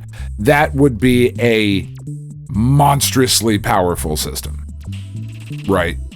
And it has to be. If they are going to launch a system anytime in the next, 4 years, I would argue, it is going to be so expensive that it has to be that thing that we've talked about a bunch on this show over the years of, 8-bit to 16-bit, massive jump. 16 to 32, massive jump. 32 to 64, meh. It was a jump, but I don't know that we loved that jump. PlayStation to PlayStation 2, holy fucking shit. That was massive. PlayStation 2 to PlayStation 3, meh. Yeah, it was definitely better. Yeah, it was noticeable. It was noticeable, but it became less of a 3 to massive 4, 4 to thing. 5. 4 to 5, okay. We're still getting PS4 games released. Fucking system's been out for 6 years. You know what I mean? So I think in order to justify the massive price that these systems are going to demand, we might actually be in line to see a gigantic leap forward. And I think that's exciting, ultimately. I suppose. Yeah. I'm not entirely sure I see how we get a huge leap, but I don't either. hey, whatever, man. Yeah. Push Square reports, here's why Sean Layden thinks Sony can't get away with making PS6 digital only. Really, it all comes down to there's a bunch of markets that, there's places all over the place that don't have high-speed internet. Or, like, what was it says? A wholly digital console wouldn't be viable in rural locations where high-speed internet isn't an option, athletes traveling with their PS5s to play in hotel rooms, and military bases in locations with no online access. Yeah. So obviously here's what they want to go fully digital. Of course. Because, you don't have to pay for making physical products, but more importantly, you have all the control over them. Like, people can't just own their games anymore, and that means that you can resell them their games infinitely. Yeah. Like, there's no question that's what the real reason is, but 100%. Yeah. They can argue convenience and speed and all of those things. That has very, very little to do with it.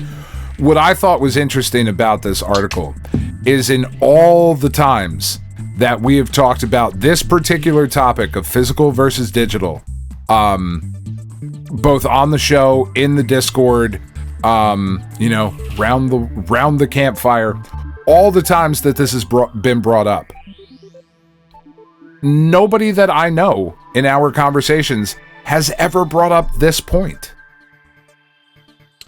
it's true. It never occurred to me. Never even thought about it, right? Never even thought about, like, do you... Wait a tick. Do you mean to tell me there are other places in the world that might not have access to the highest speed internet to download 250 gigabyte games? Oh, I say thee nay. That certainly can't. Like, it's just, I never even fucking thought about it. Same here. It just doesn't occur to me. It's not the world that I live in. Yeah. And it's a compelling argument. It is. I agree. Yeah. Those places exist. Yeah. Anyway, thought that was interesting. Yeah. Agreed. This one, man, I don't know how I feel about the way this thing looks. Time Extension reports that the controller you've all been asking for, Evercade, gets a wireless pad finally. I don't know that this is the controller we've all been asking for. So, coming out this year on September 28th, the Evercade wireless controller works with both the VS and VSR and Alpha systems, boasts rapid fire analog sticks, connects via a dongle, which don't we all. The dongle can be stored magnetically. It is a choice. It's a weird hybrid of, like, the bottom of a Super Nintendo-ish controller with the top of the original brick. Yeah, Nintendo. it's a rectangle. It's look, it might be comfortable. It does not look like a very comfortable controller to use. Agreed. Now that said, Evercade's great, so I'm sure they know what they're doing. I'm not, but but this is indeed a controller. Man, yeah, this is weird. It is a choice. It is a choice. Pretty neat. Yeah. What's this? You posted this one. We've got limited. Yeah, game these made me news. happy. Reports Ball Pit, PS5, and Nintendo Switch. It's getting physical copies. Neat. Yeah. I was just playing Really this, not playing much. this the other day. Really not much to talk about. But Ball Pit is coming to PS5 and Switch with the first Physically. DLC included. And for those of us that care about these things, I thought it was neat to point out that one, as well as to point out also from Limited Game News that Castlevania Belmont's Curse will be coming physically for PlayStation 5, Switch, and Series X. That is going to be $40 to $42, it looks like. I thought it was interesting that this was listed as Switch and not Switch 2. Yeah, I'm curious about that. I mean, Dead Cells runs phenomenally on Switch, so right. I didn't see anything in the trailer that seemed beyond the Switch's capabilities to pull off just as well as the other platforms. So I guess as long as it's programmed well, it doesn't need to be a Switch 2 release. So yeah, which is fine. But for those of us that care about the physicality of things, those two games will be available physically. What won't be available physically? Go Nintendo reports, Pokemon Fire Red and Leaf Green seeing Switch eShop release February 27th, 2026. Physical edition announced for Japan. So there is a physical edition, but not here in North America. So I have Nintendo Switch Online. And I was under the impression that when they release old games like this, that was part of my subscription. But alas, Pokemon is a different animal entirely. Because Pokemon, they can continue to sell on top of your subscription. Yes. So most people have an NSO subscription, and they would be very happy to have Fire Red and Leaf Green or various other Pokemon games in their collection. But in this particular instance, they're going to sell them at $20 a piece. And that on one hand is cool because, you know, people want the option to buy these old games again digitally instead of just having them on the infinite rental service that is Nintendo Switch Online. But also they were very clear in an FAQ that this is not an indication of things to come, that they're not going to start magically selling these games, probably because they want you to have the subscription. So this is $20. $20 is nuts. It's fucking nuts. Considering that the subscription is what that gets you all the Game Boy Advance games is the expansion pack, I think is what you need, and that's $50 for a year. Yeah. This is $20 for a game. So $50 will get you a year of a bunch of GBA games, but this $20 will get you this one GBA game. Permanently, but it's a 40 megabit game. And it's not, I think it doesn't, I was looking at all the limitations on it. Like, people aren't sure if it's going to work with Pokemon Home, so they can't complete the Pokedex. It doesn't have online play. So, like, you know, all the connectivity stuff isn't really there. It's not a thorough thing. It's just like, well, here's the ROMs and we're going to charge $20 for them because it's Pokemon and you're going to pay it. And this is why I said all of you fucking people were insane when you were spending $7.99 on Super Mario Brothers on the fucking virtual console or whatever the fuck it was, or $4.99 or whatever. It doesn't matter. $5. You're fucking insane. Spend that much money on that game. It was insane. It was an offensive price for the size of that game and the amount. Dan's size doesn't matter, sir. How dare you? You know, size I am a does size not queen. Matter. It does. No, whoever has told you that is lying. Honest to goodness, size does not matter, and I'll tell you exactly why. You're right. Because it doesn't. I just spent $15 on that Jaws game, and I absolutely got my money's worth. For $15 for a souped-up NES game. But I got my money's worth. But there was if fucking you think I didn't more get $5 worth of joy out of Super Mario Brothers on Wii Virtual Console, you're out of your fucking mind.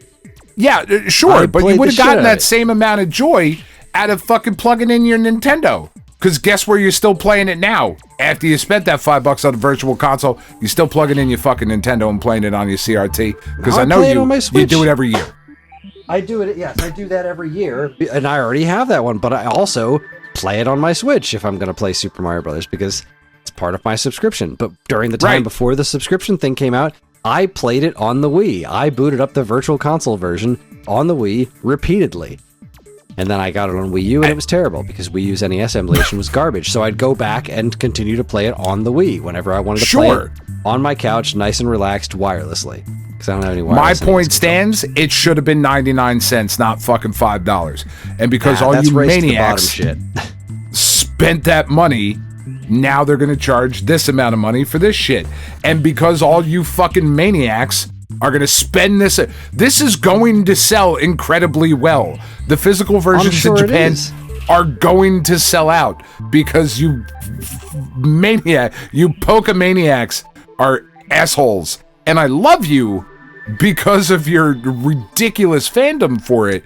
But like, this is why this shit happens. If you want the Game Boy Advance game of Pokemon Fire Red, it's loose for $139.57. $20 is a steal. That is such a fucking slippery slope argument. You're not wrong. I mean, it's like this stupid Virtual Boy thing. This is all completely insane, but it's a hell of a lot cheaper than buying the real thing. So, yeah, it's not a great price to begin with. I don't love it, but they're also friggin' full-ass RPGs. So, it's hard, right? Because we're talking about like the Final Fantasy collection pricing again, you know, like that's an insane deal when you think about all the games that are in there, but like also it's such a huge pile of, what was it, like $90, $80 or something for the whole collection. It's like, all right, Final Fantasy 1, that's pretty nothing, but these are Game Boy Advance games. So like, is $20 too much to spend for a Game Boy Advance game? Like, I don't care about the file size. Like, I know. It's a solid game. Is $20 too much to pay for Metroid Fusion? I don't think it is. I mean... But that's brand new shit. Like, it's... I get the argument you're making with Jaws. This is a remake of... Right, this is a remake of the original Game Boy games, but it's a pretty thorough remake. But it was already remade. This is just the re-release of the fucking remake. There's nothing to work out. $10. I'm doing the comparison to like the Metroid Fusion thing, right? Metroid Fusion's a Game Boy Advance game. Aria of Sorrow is a Game Boy Advance game. Like, are you saying like those games aren't worth $20 on their own? Like, now granted, the Aria of Sorrow is in a collection that is not that much money, so it's I'm of two minds. I think it's a little bit crazy dropping these at this price, but mostly because Nintendo Switch Online exists.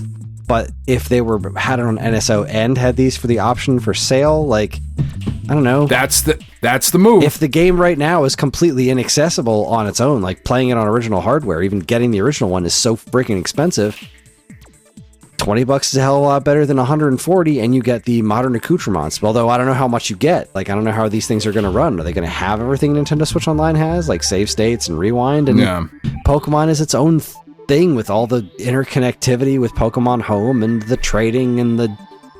I don't know, it's a lot. Yeah, I'm just saying, I can jump on Amazon right now and I can get the Final Fantasy 1 through 6 collection for $60. Right. So you average out $10 a game for that. Yeah, that seems to make sense. Yeah. But, yeah. Anyway. You're all maniacs. IGN reports that Konami quietly removes the original versions of Metal Gear Solid 4 and Peace Walker from sale after the collection Volume 2 announcement. They revealed this, last week at the State of Play. This collection will be coming out on August 27th of this year, 2026. After the announcement, however, some players noticed that the two games included in the collection had been pulled from the PlayStation and Xbox stores. It is weird that they would just pull them again, like we talked about a couple weeks ago when this was done. If you're going to pull your games, that is your right as a publisher. Just let somebody know. Well, I think in this case it's a little bit different, because this is like, okay, we've got a new version of this coming out. Like, this is going to be like, we're pulling these specific things, but you already know that they're coming back.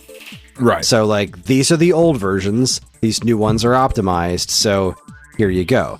Now, that's me giving Konami the benefit of the doubt. Who the hell knows what's going to happen with these releases? What are they actually going to be like? Are they going to be as good as the original ones? Who's to say? But at least this one I can understand the logic of. It's not like... But still, just and let now somebody these games know. are gone forever. Like, yeah, you'd be like, all right, look, these are gonna go down in 2 weeks. You know, we've got the collection coming out, but if you really want these flavors, they're gonna go down in 2 weeks. Yeah, give people a heads up. At least I understand their logic behind it. They're like, no, if we're gonna sell these games, we want people to be buying this new version. Sure. So if you want to be really greedy, why not just keep them up on the store and be like, get sales on these as close as possible, and then people will be like, oh crap, I didn't know there was a new one. Now I gotta buy that too. So, I don't know. It makes no sense from a greed perspective either, I guess. I don't know. I'm talking myself in circles. It's just weird. Again, just a heads up. It's an easy... This is a PR strike, right? Like, now you look like a company who just pulls games back without telling anybody. And ultimately, like, if everything you said is right. These are older versions of this. They're not going to be as good as what's on the PlayStation or on the Master Collection. All of that's fine. Avoid the PR hit by not announcing that you're removing shit from the store, because now it looks like you can just pull games away from the store. It's just a weird decision to make. Yeah. Anyway, but it's Konami, and they're not very good at this anymore. They certainly haven't been. Well, here's something that I really do like. This is super cool. Go Nintendo reports previously unseen footage from Virtual Boy's 1995 reveal surfaces. This is so wonderful. Because there's so much interesting stuff in the Virtual Boy's history that is not, like, front and center. And this is really nice, high-quality stuff. Lots of Virtual Boy stuff that never came to be, little tech demos and stuff. Including the Mario thing. The Mario Land VB. There's that demo footage, the reel of it running. It's the same one that we've seen. Super cool. But it's a different. It looked super cool, a different man. Angle of it running. I so desperately would love to know what this game really would have been, because there's that bit where Mario goes down the pipe and then he's in a top-down Zelda-looking segment. Yeah. And then he falls into a hole, and then that's the end of the demo. Like, I want to know what this game was going to be so bad. And I probably never will, because this is just a tech demo. Like, this wasn't playable. This is just a demo reel that's running. But it looks so interesting. I love Mario Land, because Mario Land games are always so freaking weird. But yeah, this has a bunch of really cool stuff in it. Like, really high quality footage of the original Virtual Boy debut. Thank you, Video Game History Foundation, for getting this stuff up and available online. I love seeing this stuff. Yeah. Anytime these kinds of old footage shows up, because a lot of this footage exists, but it's in much lower quality. Now we can see it in much higher quality. It's great. I love these guys. You know what else is great, Kris? What's that, Dan? That Time Extension reports the Super Nintendo is getting a Castlevania Symphony of the Night Port 2. A couple years ago, it was Symphony of the Night was unofficially ported to the Sega Genesis or Mega Drive, depending on. To get ported to. I don't think it's done yet. Oh no, I thought it was. Yeah. Did Symphony get finished on Genesis? I don't know. I thought it did. Anyway, maybe not. There was a new demo as of August 2025. Oh, there's demo. Oh, maybe I'm wrong. Yeah, I don't think that's been completed yet. Regardless, there is a port of Symphony of the Night heading eventually then to the Genesis or Mega Drive. And Cafeware, or Cafe, yeah, I'm going to guess it's Cafeware, is at a very early stage of developing an port for the Super Nintendo. And win the video footage that is here on Time Extension. You can go to timeextension.com to see this footage. It looks really fucking good. Looks really good on the Super Nintendo. It looks surprisingly good on the Genesis too. Like, I don't know if I don't know what it will take to actually pull off the full game on these platforms, but like, you know, they're off to a good start on the Super Nintendo flavored one. Yeah, I think this what is I'm hearing, because like when you watch the video, you just hear what sounds like the PlayStation music. Like, I'm curious what the final music in the game is going to sound like, or if that's what's actually coming out of a Super Nintendo. You know, it's missing, you know, collision, it's missing all kinds of sounds. Sure. Like, this is very, very early on, but that opening hallway is there. It looks good. Yeah, and it makes me wonder about, you know, we've covered a few stories over the last couple of months of like decomps and recomps and whatnot, and what that would look like, right? Like, can you make a native Super Nintendo port of Symphony of the Night, but only release it on PC as if it were a native PC port of the SNES version, so that you wouldn't have to have like the limitations of file size and what I don't know if any of that makes any sense, because that's just a world I don't exist in. But I just wonder if like that's the thought process behind it. Either way, this kind of nonsense is just awesome, and please keep it coming. Agreed. Let's see here. Where was I? Bob, our good friend Bob at Retro RGB. He reports Castlevania Sega Master System demo. Developer Xfixium just released a playable demo of their Castlevania port to the Sega Master System. This is so cool. I just love that this exists. I think it looks and sounds wild. It really so does. Much more animation. Like, this is such a Master System thing right here. This is a Master System Master System game. Yeah. There's no it sound looks fucking effects, great, which is kind of weirding me out. That in the video that they posted on here, there's no sound effects in this demo, but I don't know if the real version of the game has it or not. But the fact that of course the Master System could have run Castlevania. Of course it could have. The Master System was very capable of that kind of stuff.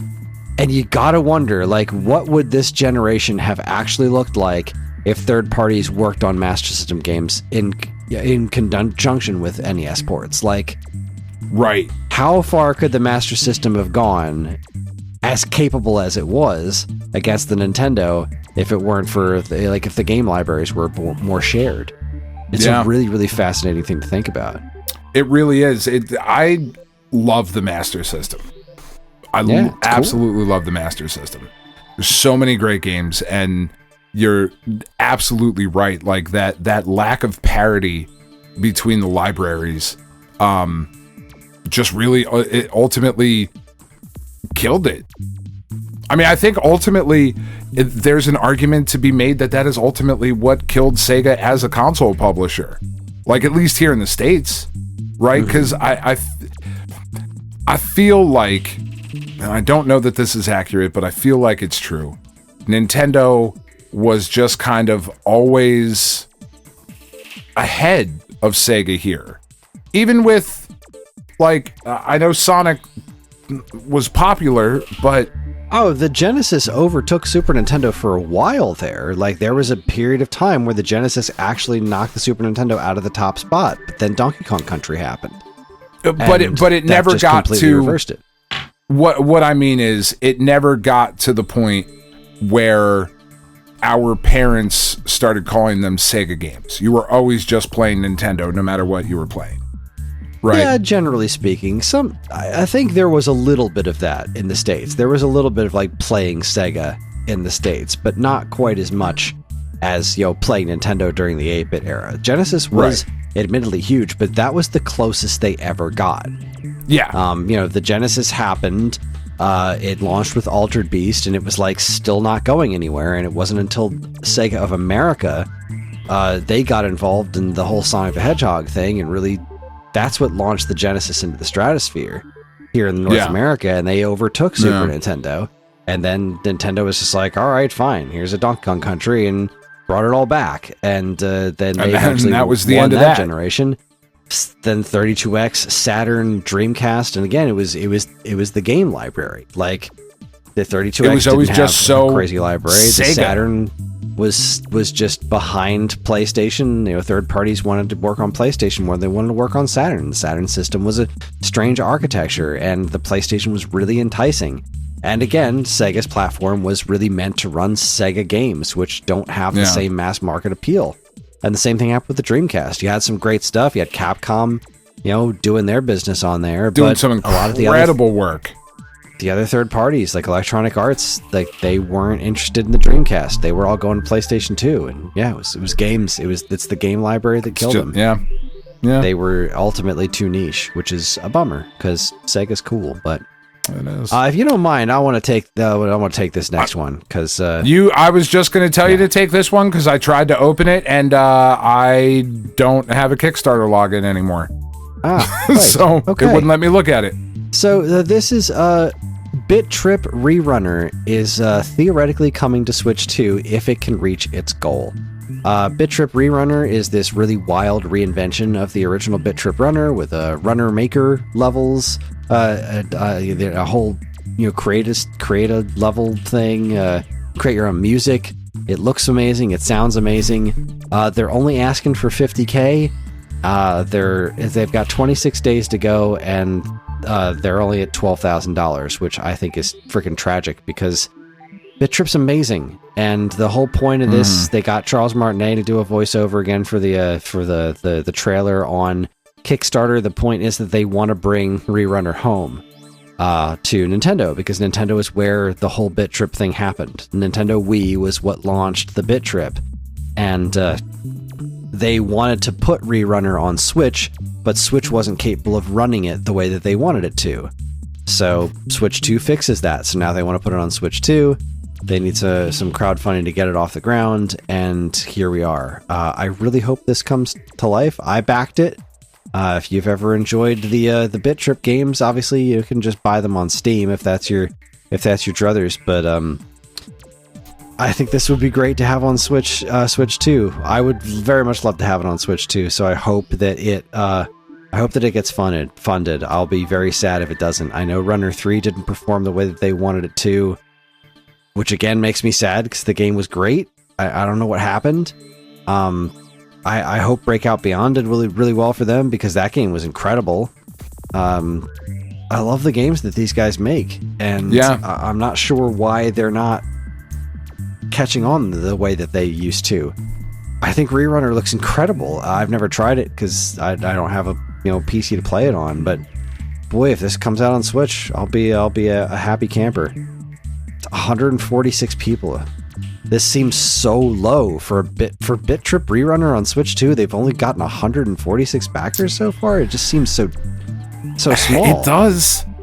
146 people? That's it for Bit Trip? It's Bit Trip. Come on. Anyway. Yeah. That's weird. Yeah. This next story has been reported by fucking everyone over the last couple of days. Chrono Trigger, the remake or remaster, is happening. It is happening to the point where the person who has leaked this information, John Harker, he did so over on the Reset Era forums. He has been right in a ton of stuff that he's leaked before. He is so confident in this leak. What I thought was funny about his comments in the Reset Era forums was that this is already so along in development that you should now be asking Square to revive other franchises. Like, this one's happening, don't worry about it. Start bugging them about other shit. This is such a no-brainer for this to actually be happening. I would honestly expect us to get some sort of announcement. I have no information whatsoever because I'm just a schmuck in New Jersey. But I am going to guess that at Summer Games Fest, this is my bold prediction, at Summer Games Fest is when we get the first concrete information of the Chrono Trigger remake. I don't know, man. This is one of those I'll believe it when I see it things, because we've been talking about Chrono Trigger getting a remake for so long. I feel like if it was real, we would have heard about it by now. But this is the year of its anniversary, I believe, so maybe this is the year. That's why I'm saying Summer Games Fest seems like a good time to do it. Now, what would you prefer, Kris? Just out of curiosity, if you had your druthers, you were in charge, right? Would you prefer this to be a full remake like what they've done with Final Fantasy VII? Not necessarily splitting it up into multiple games and whatnot, but that level of remake. Or would you prefer to see this in the 2.5D art style I don't like that HD2D. they are doing now? I don't like HD2D. I think that's what it's going to be, and I'm going to be really upset about it. Because Square loves it. They think it's the coolest thing in the world. I thought that was a neat trick once. I think Chrono Trigger deserves a full-on remake. I don't want them to do what they're doing with Final Fantasy VII, because I don't want them to retell the story. Like, I want them to do with this what I wanted them to do with Final Fantasy VII, which is just make that game, but prettier. Yeah. I just plugged in my phone because my phone's being my camera, but it's running out of batteries. I didn't really think about the battery drain, and I didn't have it plugged in this whole time. So I have it plugged in now, but I don't know if it's actually charging because I can't see the front of my camera because my phone, because the camera's facing me. So I'll check on the next break. But I want the team that made Fighter Z or Fighters. I've said that so many times. My dream thing, I have said this repeatedly. My dream thing, that I want Chrono Trigger running on the Fighter Z engine. That's what I want. I want a Chrono Trigger that looks like that. I've been saying that ever since Fighter Z came out. That is what I want. It's fucking perfect. It's what should happen. It looks glorious, and that's what I would love to see, Chrono Trigger that looks like that, because don't try to make it look all detailed like Final Fantasy VII. That's not this, like, make this look like the hottest Toriyama artwork that's ever been there. Like, that's what this game deserves. IGN reports Ubisoft insists MIA Splinter Cell remake still in development despite fresh layoffs. Would it be a week old news without us shitting a little bit on Ubisoft? There's whatever. Whatever. Because the follow-up here is like, this is actually kind of cool.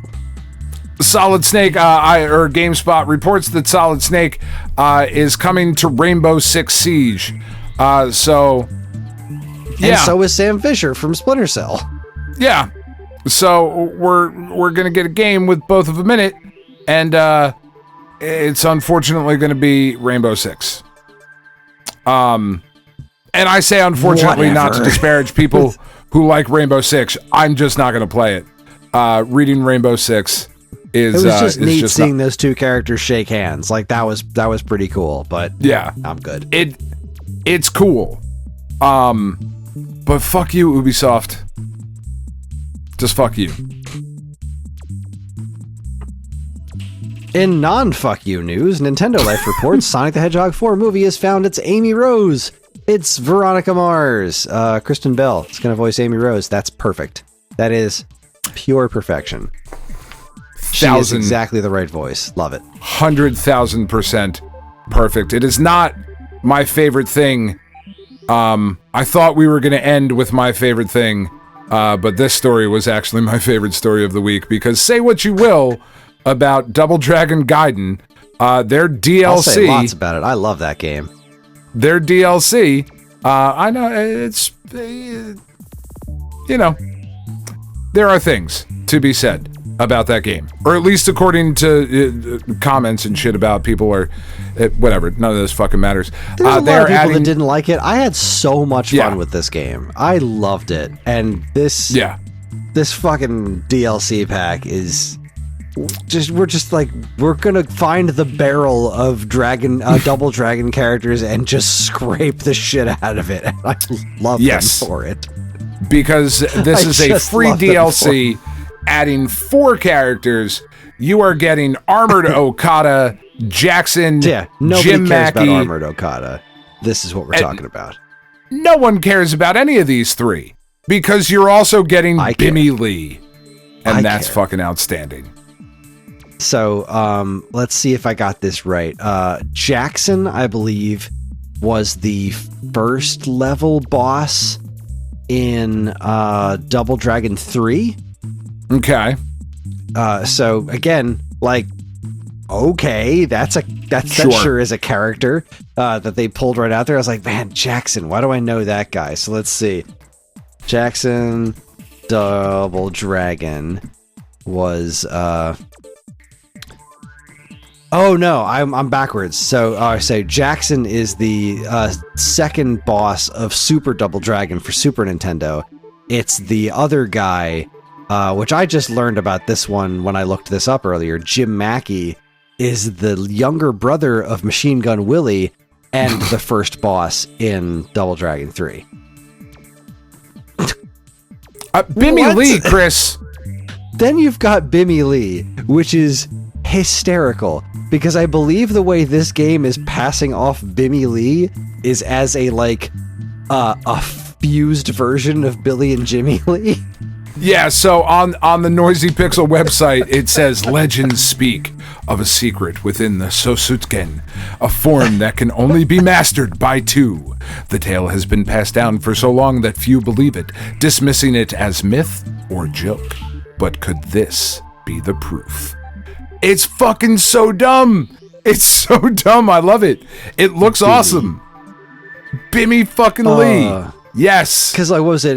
Double Dragon Neon did Bimmy and Jammy, even though Jammy I don't think is a real one. Because, if you don't know, anyone listening, in Double Dragon 3 for NES, they misspelled Billy Lee's name and called him Bimmy in one of the friggin' cutscenes. It's hysterical. And grab a Double Dragon 3 for NES cart, Bimmy.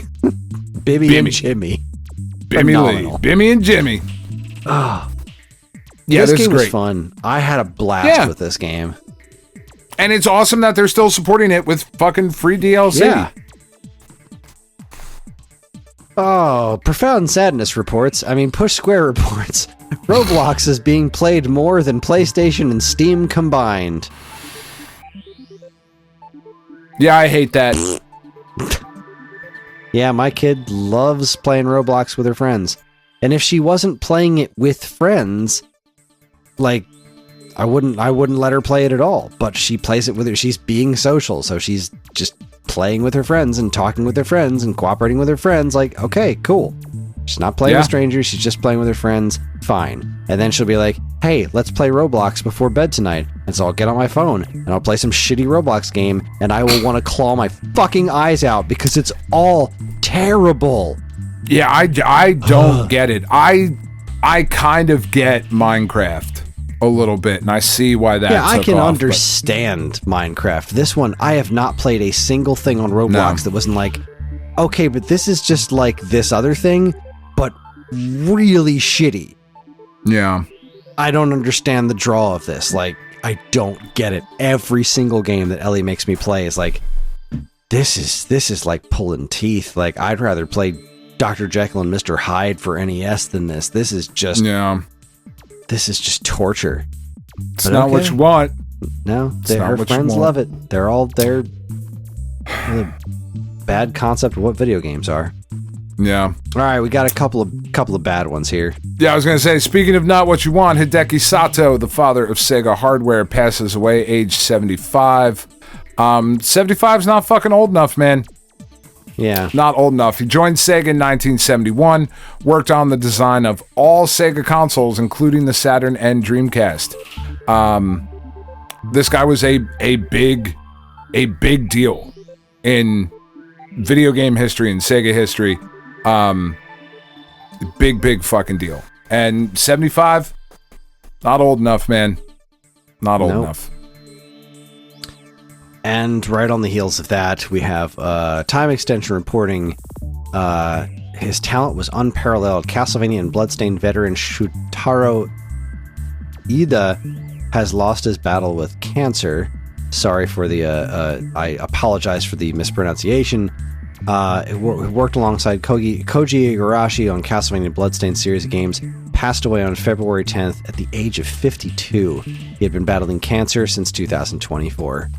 That is just another tragic loss. That's way too young. That just sucks. Way too young. And again, I don't think we're coming out of left field here when we say the official stance from the Stone Age Gamer podcast: fuck cancer. Fuck cancer. All day, every day, and twice on Sundays. Every single day. Yep. Wrapping up, getting close to the end here. This is such a weird fucking story. So you guys can't see this, but we have our news section broken down into categories, right? And the last category is usually the one that gets the least amount of news, is our strange and unusual. This one absolutely should be in the strange and unusual category. Go Nintendo reports that this accessory lets you use two Joy-Cons with one hand. It's a katane grip, not karate. And look, as I misread when I first looked at accessibility, but it's still friggin' weird. Like, because it's awesome. Yeah, the Joy-Cons just super were really fucking not weird. Designed for this. Yeah, like this is not. This is definitely designed with accessibility in mind.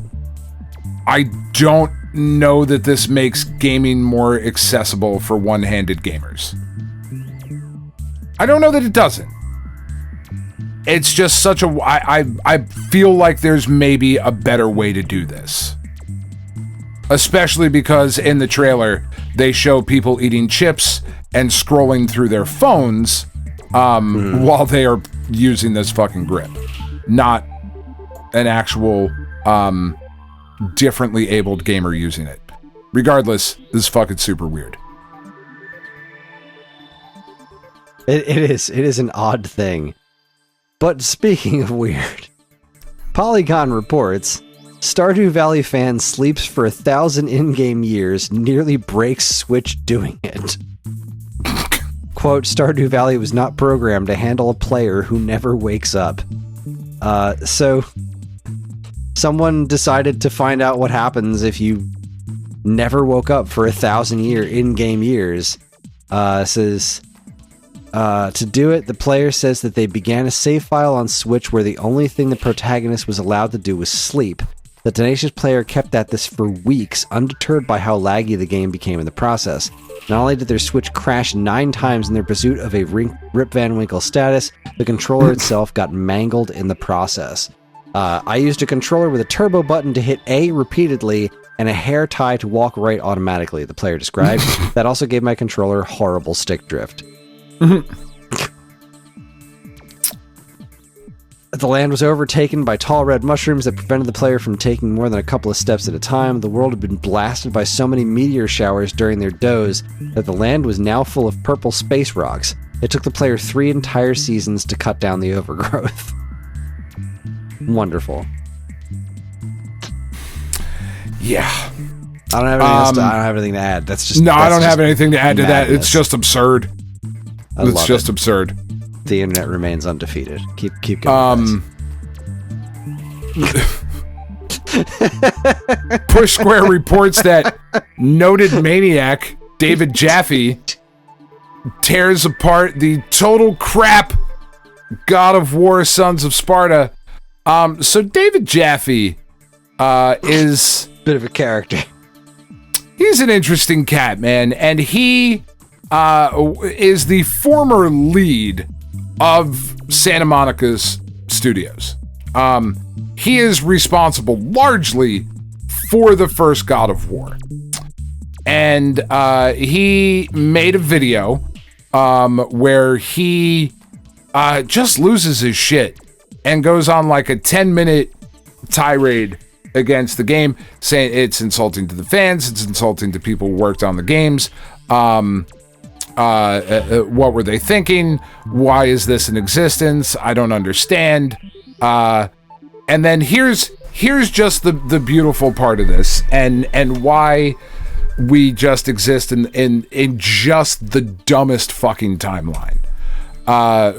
Directly quoted from Mr. Jaffe. I only played about an hour, and I'll never go back to it. Like, just get over yourselves, man. They just kept stopping over and over again and having their characters just talk and talk, and the voice acting is not very good. Who the fuck wants to play this? So I have commented last week. I said I don't think the voice acting in this is great. However, using howlongtobeat.com as a resource, a completionist run of God of War Sons of Sparta will take you about 36 and a half hours to get through, and a main story run will take you about 20 hours to get through. Dude played an hour. I don't know how many. Seem like quite enough. I don't know how many video games you've played lately, Chris, but a lot of modern games do a lot of setup in the beginning, and then other stuff happens.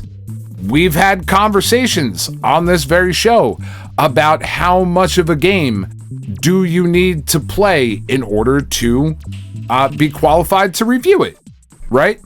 And there's an argument to be made that you need to play a game to completion. There's arguments to be made that you don't need to play a game to completion in order to be able to give the game an accurate review and all of those things. I will say I think we can all agree that if a game is 20 hours long, you need to spend more than an hour with it. I think that's fair to then not just go on the internet and fucking go crazy about it. Well, remember when Metroid Dread came out and he couldn't figure out that the game was teaching him how to go somewhere. It's like, well, how am I supposed to know you're supposed to shoot the ceiling? Because there's an enemy on the other side of it, literally telling you that... my God. Like, the game language could not have been more obvious, but he couldn't figure it out, and he was like, this is shitty game design. Like, really? Dread's shitty game design? Okay, pal. Okay. Yeah. So, yeah, David Jaffe's nuts. But yeah, not he's as nuts. Not as nuts. RetroRGB reports, Homebrew Dev recreates Minecraft on Sega Saturn. Frogbull has made...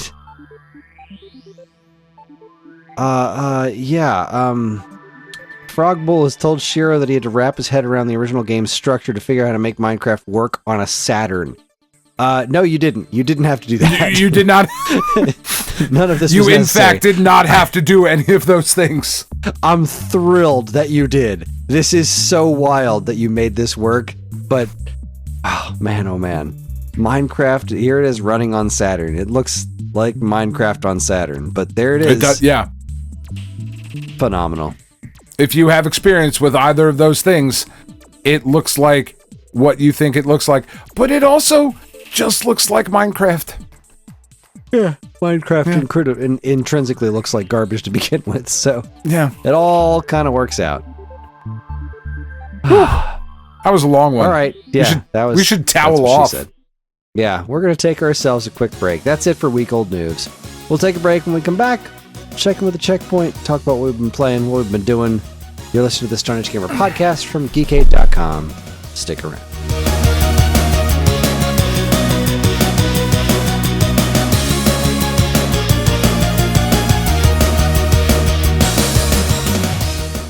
Do you miss the days when you'd get a fresh issue of Nintendo Power in the mail every month? It was stacked with reviews, previews, and all manner of cool new stuff about the world of Nintendo, and it even came with a free poster.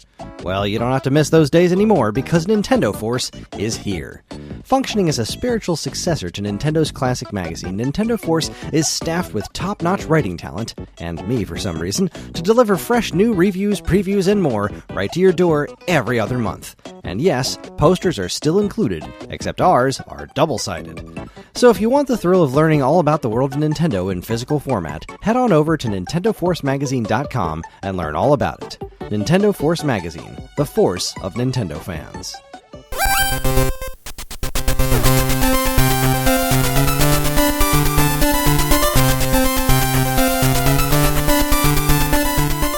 All right, everybody. All right. We're back. We've returned.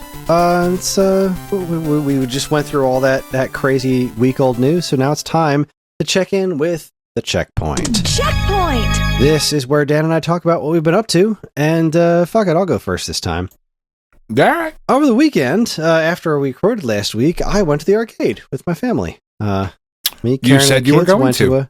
Said we were going to, and boy, was I happy we did, because we had an absolute blast. That's awesome. This place has my favorite pinball machines. My local arcade has my favorite pinball machines. Twilight Zone and Taxi are both there. They've been there this whole time. What more could you ask for? I played them both a bunch, but what made me so happy was that John was playing pinball. Like, he really got into it. That's awesome. To the point where, like, because we went there and he started off with like, hey, look, it's Tempest. I know Tempest because he's seen me play it on the Atari 50. And I was like, well, try it. What have you got to lose? And I was like, I don't know. Everything's set to free play. Like, we're paid by the hour. Just go for it. You have nothing to lose. So he played it for like a minute or two. He did okay. And then he was like, okay, that was neat. And so he started moving on to other things. But then, like, when it came to pinball, he started off on like a Godzilla one. And then he played Twilight Zone because I was playing it for a little while. And then he was just like, I'm going to try this one. And he kept trying different pinball machines. And John choosing to try something new is awesome. It's not something he does as much as I wish that he would. And it seems to have had a little bit of an ongoing effect too, because I downloaded a game called Dredge that looked really cool. I downloaded the demo and I was like, you should try this out, John. And then he did, and he loved it. And then I bought the whole game for him because it's currently on sale for $10. So he tried something else new. But man, him playing the pinball games, him and Ellie playing House of the Dead 3 together. Nice. Ellie also playing pinball games. She was working with me with Twilight Zone and Taxi. She was trying to do the thing where she launched the ball and then I'd play the game. She had a blast with that. We all played some air hockey. Nice. Karen played Area 51, which she's ridiculously good at. So that's a boy, oh boy. It was an fucking day, man. It was such a good day. It's one of those things. See, I don't know. One of the things you're missing on the video podcast, for those of you that are just audio, is that one of the cool things that happens to me is I still get like these weird muscle cramps, and every now and again when we're recording, I make faces when they happen, because fuck do they hurt. And usually I would just suffer in silence when you would be talking and it would happen, and I would just be back here like, fuck, making all types of shit. Yeah. No, it's like, again, Siri, shut the fuck up. I'm not talking to you. Not right now. We're not alone. The loss of the arcade is so much more than just the loss of like arcade style games and whatnot. It's the loss of that connection and that really fucking there's video games are inherently tactile, right? Like there's a physical component to them. But there's such a different physicality with arcade machines, with pinball machines, with light gun shooters. There's just... the arcade experience brought home has never fucking happened. It's never happened. Even with the arcade 1-up consoles and the one that I built for you and all of that shit. Like it's just thing. not the same. An arcade is a different thing. It's a public place with tons of machines, and you're just there doing your thing. And it got real busy in there too. When we got there was nobody there. By the time we left, there was a bunch of people walking around. It was great. That's outstanding. It was so much fun. That's outstanding. It's like, it's one of the few, weirdly, like, philosophically about it, it's one of the most like intimate, vulnerable experiences you can have in public.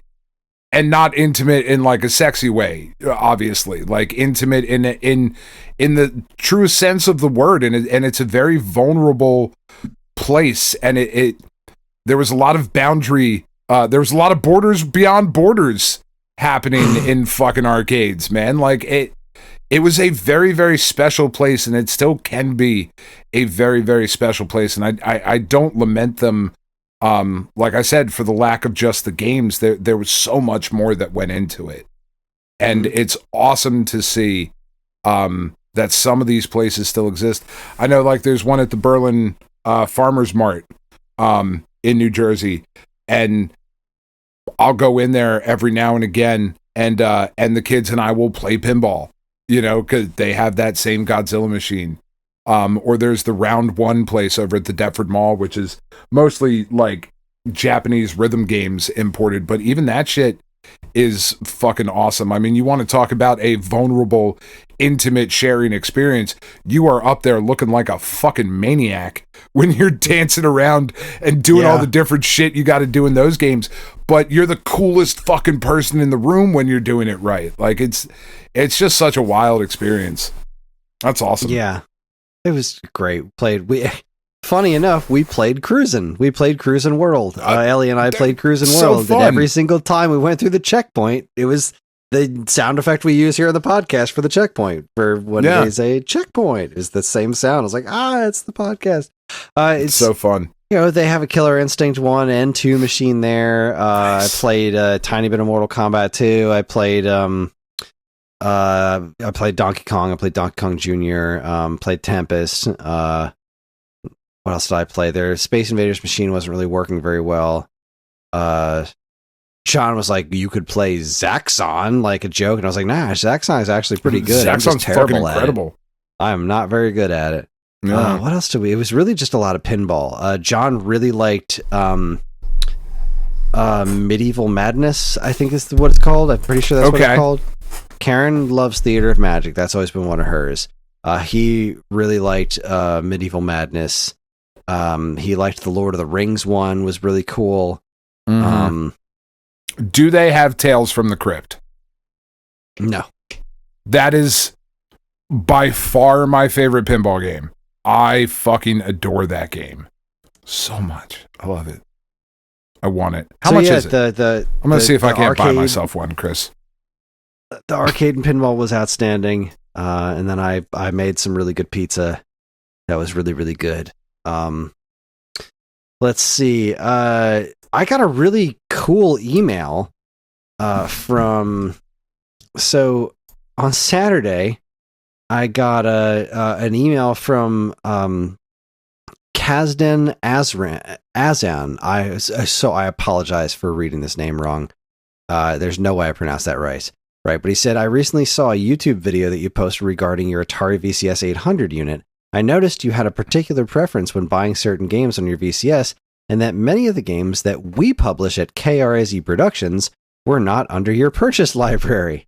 As a fan of both your business and your YouTube channel, I wanted to gift you a few free game codes for your Atari VCS that expire in April. So I downloaded this. I thanked him profusely. I was like, that is so very nice of you. That's awesome. Because I was looking at a couple of these, including the first one that I downloaded, but I still haven't tried it yet because I tried other ones first, was Yeet Fighter, which looks like it's like so all these are basically 2600 games that they put up on VCS. So they don't look like modern games. They look like 2600 games. I got Yeet Fighter, Vector Odyssey, Up++, Conjoined, and Cyber Run. I've only had a chance to play 2 so far. I played them earlier today. I played Cyber Run and Up++. I'm not 100% sure I understood Up++, but if I did, so what it is like there's a game of Arkanoid happening, right? Because I would say Breakout, but it's totally Arkanoid because the thing shoots as well, but you're not controlling that. You're controlling a spaceship. And what you need to do is you need to dodge the ball that's being played in during the game of Arkanoid, you know, the ball that's bouncing and breaking the bricks. And as the bricks are getting broken, there's an exit at the top of the screen, and you need to fly your spaceship through that exit while dodging a game of Breakout, basically. It's a very neat concept, and I really enjoyed it. That sounds awesome. Yeah, that was a really cool idea. There was something about it that, like, the second or third stage, there was this other thing showed up, and then the ceiling closed off, and I didn't know what to do. I have to read the instructions a little bit more thoroughly, but, because as you do with a lot of Atari games, they're so abstract, but it was a really cool idea. And then the other one I played was Cyber Run. So Cyber Run, I played it I played it at first, and I was like, yeah, okay, I guess this is fine. And then, I played it for a few more minutes, and then I couldn't put it the hell down. Because it's, it looks kind of like, I want to say it looks kind of like the parts in Solaris, where you're, it's the screen scrolling towards you, and, enemies will show up, but you have a cursor on the screen instead of, a ship. and like you need to shoot, you move the cursor back and forth to shoot all these different enemies that show up. But then it turns into like a static target shooter game, right? So these two little blocks show up, and then these different enemies start coming up with different patterns, and you're moving the cursor around trying to shoot them, and then it switches into a different mode where you turn into a hand, and you're trying to grab these little like bits of code that come at you. And it starts off so slow that I was like, all right, this is kind of boring. But then after a minute or so, it ratchets up in difficulty, and it's pretty dang fun. So that's awesome. That is awesome. I really enjoyed it. So I still have to try Conjoined, which I don't know if that one's really my style. Vector Odyssey looks cool, and I can't wait to try Yeet Fighter, which is like if you put Street Fighter on Atari 2600 and it doesn't look terrible. It's unbelievable. I remember seeing this one not that long ago, and I was like, I should try that out. It's only a couple of bucks. Next time I get on my VCS, I might give this one a shot, and I just hadn't gotten around to it. Now I don't have to. So thank you. This was really, really cool. KRAZ Productions. Speaking of the VCS, a new VCS game came out today that's an older game, but it was like promised to come out on VCS years ago, but it finally came out today. It was, I feel like you're probably familiar with it. Now I got to remember the name of it. It's got something to do with samurai. No, not that. Katana? Don't create a post. No. What are the groups that I'm in? Yes, leave page. Spirit of the Samurai. The game looks like it's stop motion animation. It came out, I want to say, 2 years ago. And it's on VCS now, and it looks really cool. It seems to have kind of mixed reviews, like it's 3 out of 5 on Steam. But it's got a really interesting look to it. I don't know that I'm going to buy it because, again, I'm not entirely sure this is my style of game. It does appear to be 2D, but visually speaking, it's really interesting looking because it's supposed to evoke stuff like what's the Ray Harryhausen kind of stuff. Harryhausen, Clash of the Titans, Jason and the Argonauts. Argonauts. Clash of the Titans, there it is. Yeah. Yeah, it definitely has that kind of vibe. See, I think what's weird about it is that it definitely has that kind of vibe. Penn and I were just talking about this with a band earlier today. It's too clean though. Like it's got that style of stop motion, but you can tell that it's digitally altered stop motion and not actual stop motion. Right. Like it's not actual frame by frame. There's an inherent jank in like stop motion animation. Yeah. That this doesn't have. Like Penn and I were talking about, there's this band called Smush, and like the sound was really cool, but they were going for a very specific kind of like grungy, dirty sound, but it was all being done with digital instrumentation. So it was like, I see what you're going for. It just still sounds too fucking clean. It sounds like a cleaned up version. Mark. Yeah. This does look cool though. Like, depending on the price, like, I mean, because this is the kind of shit that I'm super. You get to control a cat at some point. Like, this is speaking to me on many levels. Yeah, I mean, it's on Steam, so at some point you'll be able to get it for $1. So I say add it to your wish list, and then let me know how it is, because I was going to say let's see how much it is right now. I think it's currently 20 on Steam, but I might be wrong. Oh, the samurai. Yeah, so it is $20 on Steam. There is a demo. Well then you should try the demo and let me know how it is. So I think I will check out the demo for this game and let you know, because this is definitely not a drop $20 on it. But it's interesting enough to consider it for free. Speaking of demos though, I played through the Darwin's Paradox demo, which I didn't realize came out on Switch as well. Was it? Because I did not get to that this week.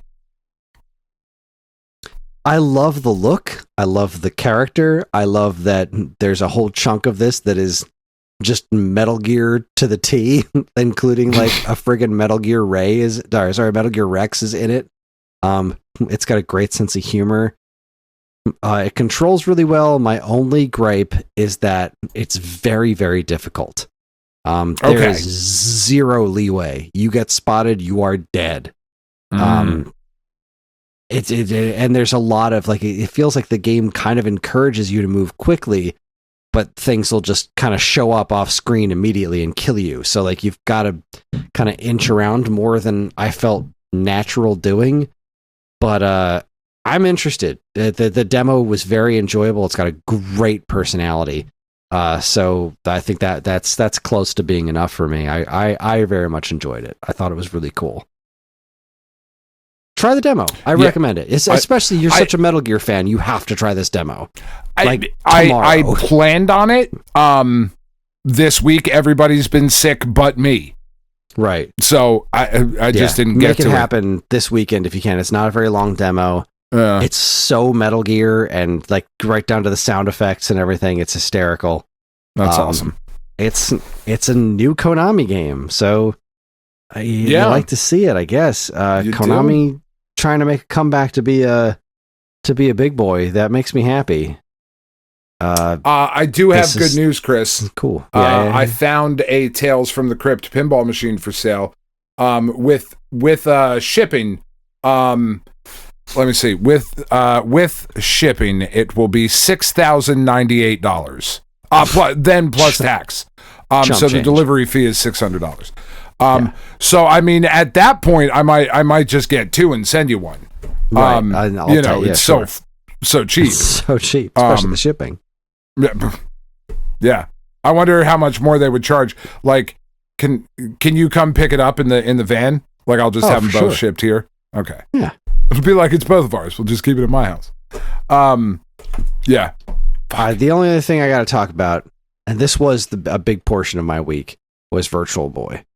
This was all right.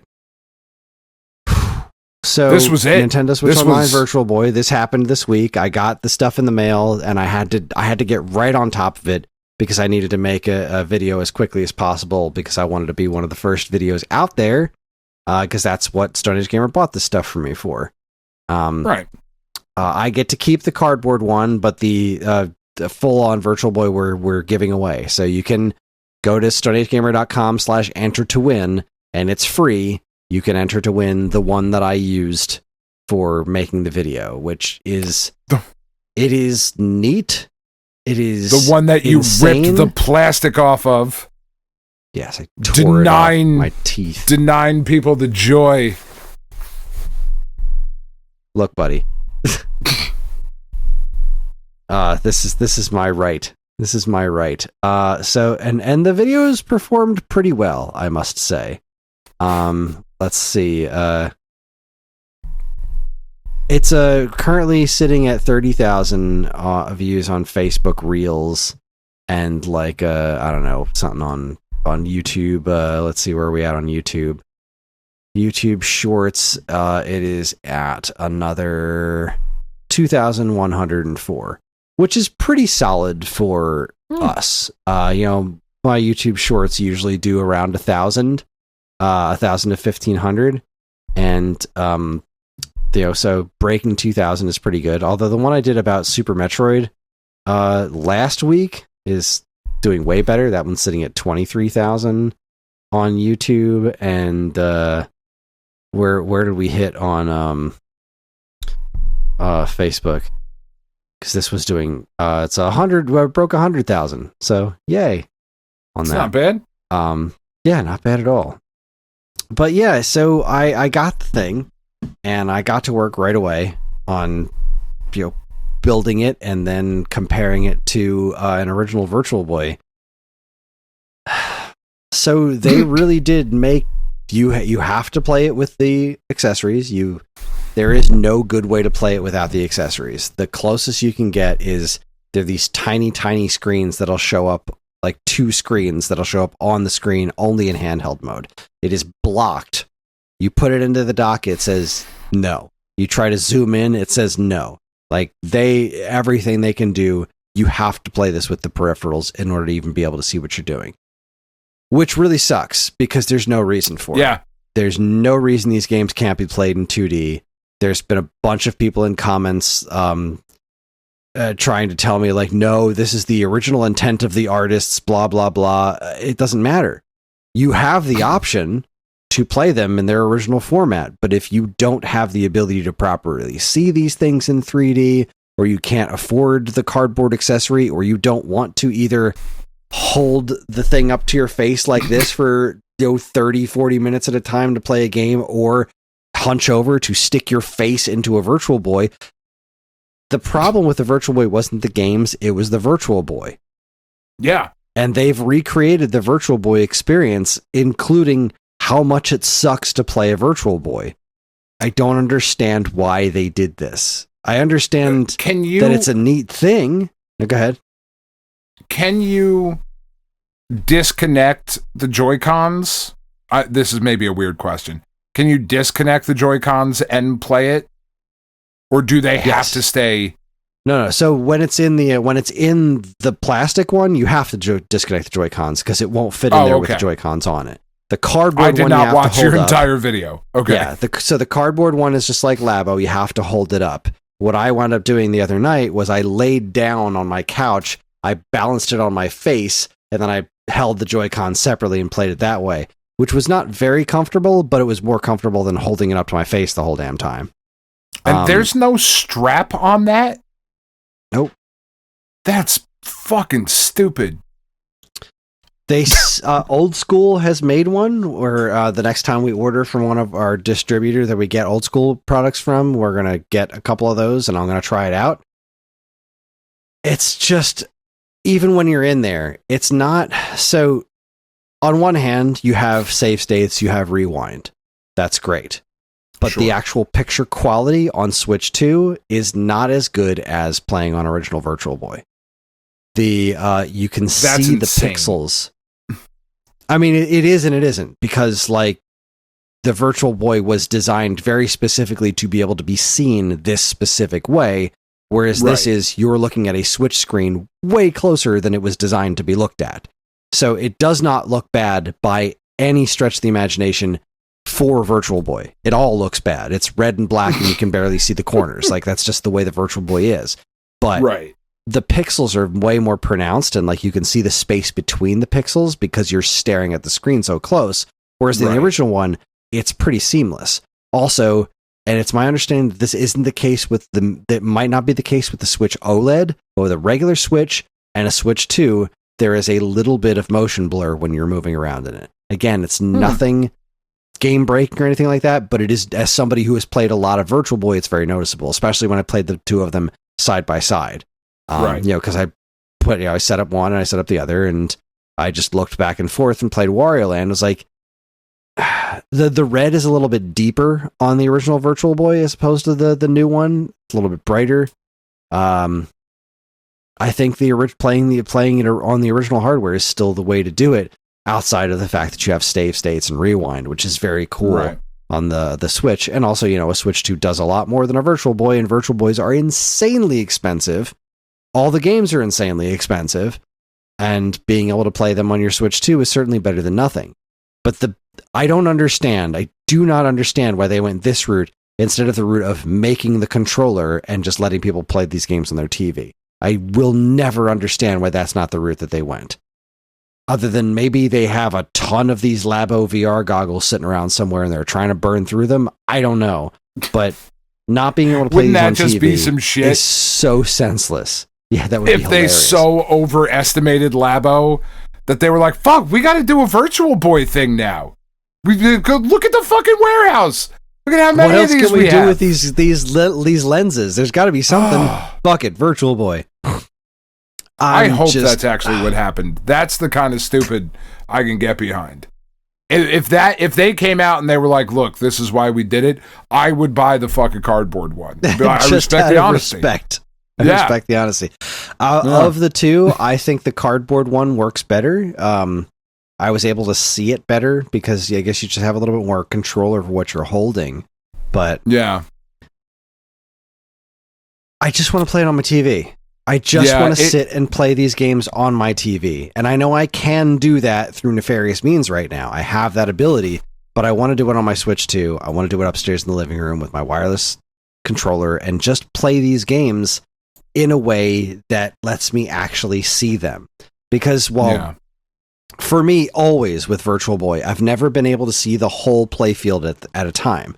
You got your face in there, and like I have to look to like see what's going on in the corners. Like during certain menus, I always have to look around. It's just a different experience, and that's not. I've done that. I have the Virtual Boy. I have had it since it came out. What I want now is, because we're all these years later, give me the option, the modern option, to just sit back and enjoy these games from a distance. And I don't understand why they didn't do it, other than this is their way of selling these accessories. Because if they give people the option to just play them in 2D, they would probably sell a lot fewer of the accessories. So my hope is that around the time when they do this color update, where you'll be able to switch the color of the games, it is my hope that when that happens, that's when we're going to get the ability to play on TV, because they will have theoretically sold through, come on, brain. Yeah, they will have sold through all the accessories. Sorry, one of my my AirPods just died. I was on like 50% like 20 minutes ago, and now it's at 1. So I'm gonna plug in my headphones. So please hold. But yeah, that was my week. Yeah, Virtual Boy. I wonder. I just put a thing in our chat. I wonder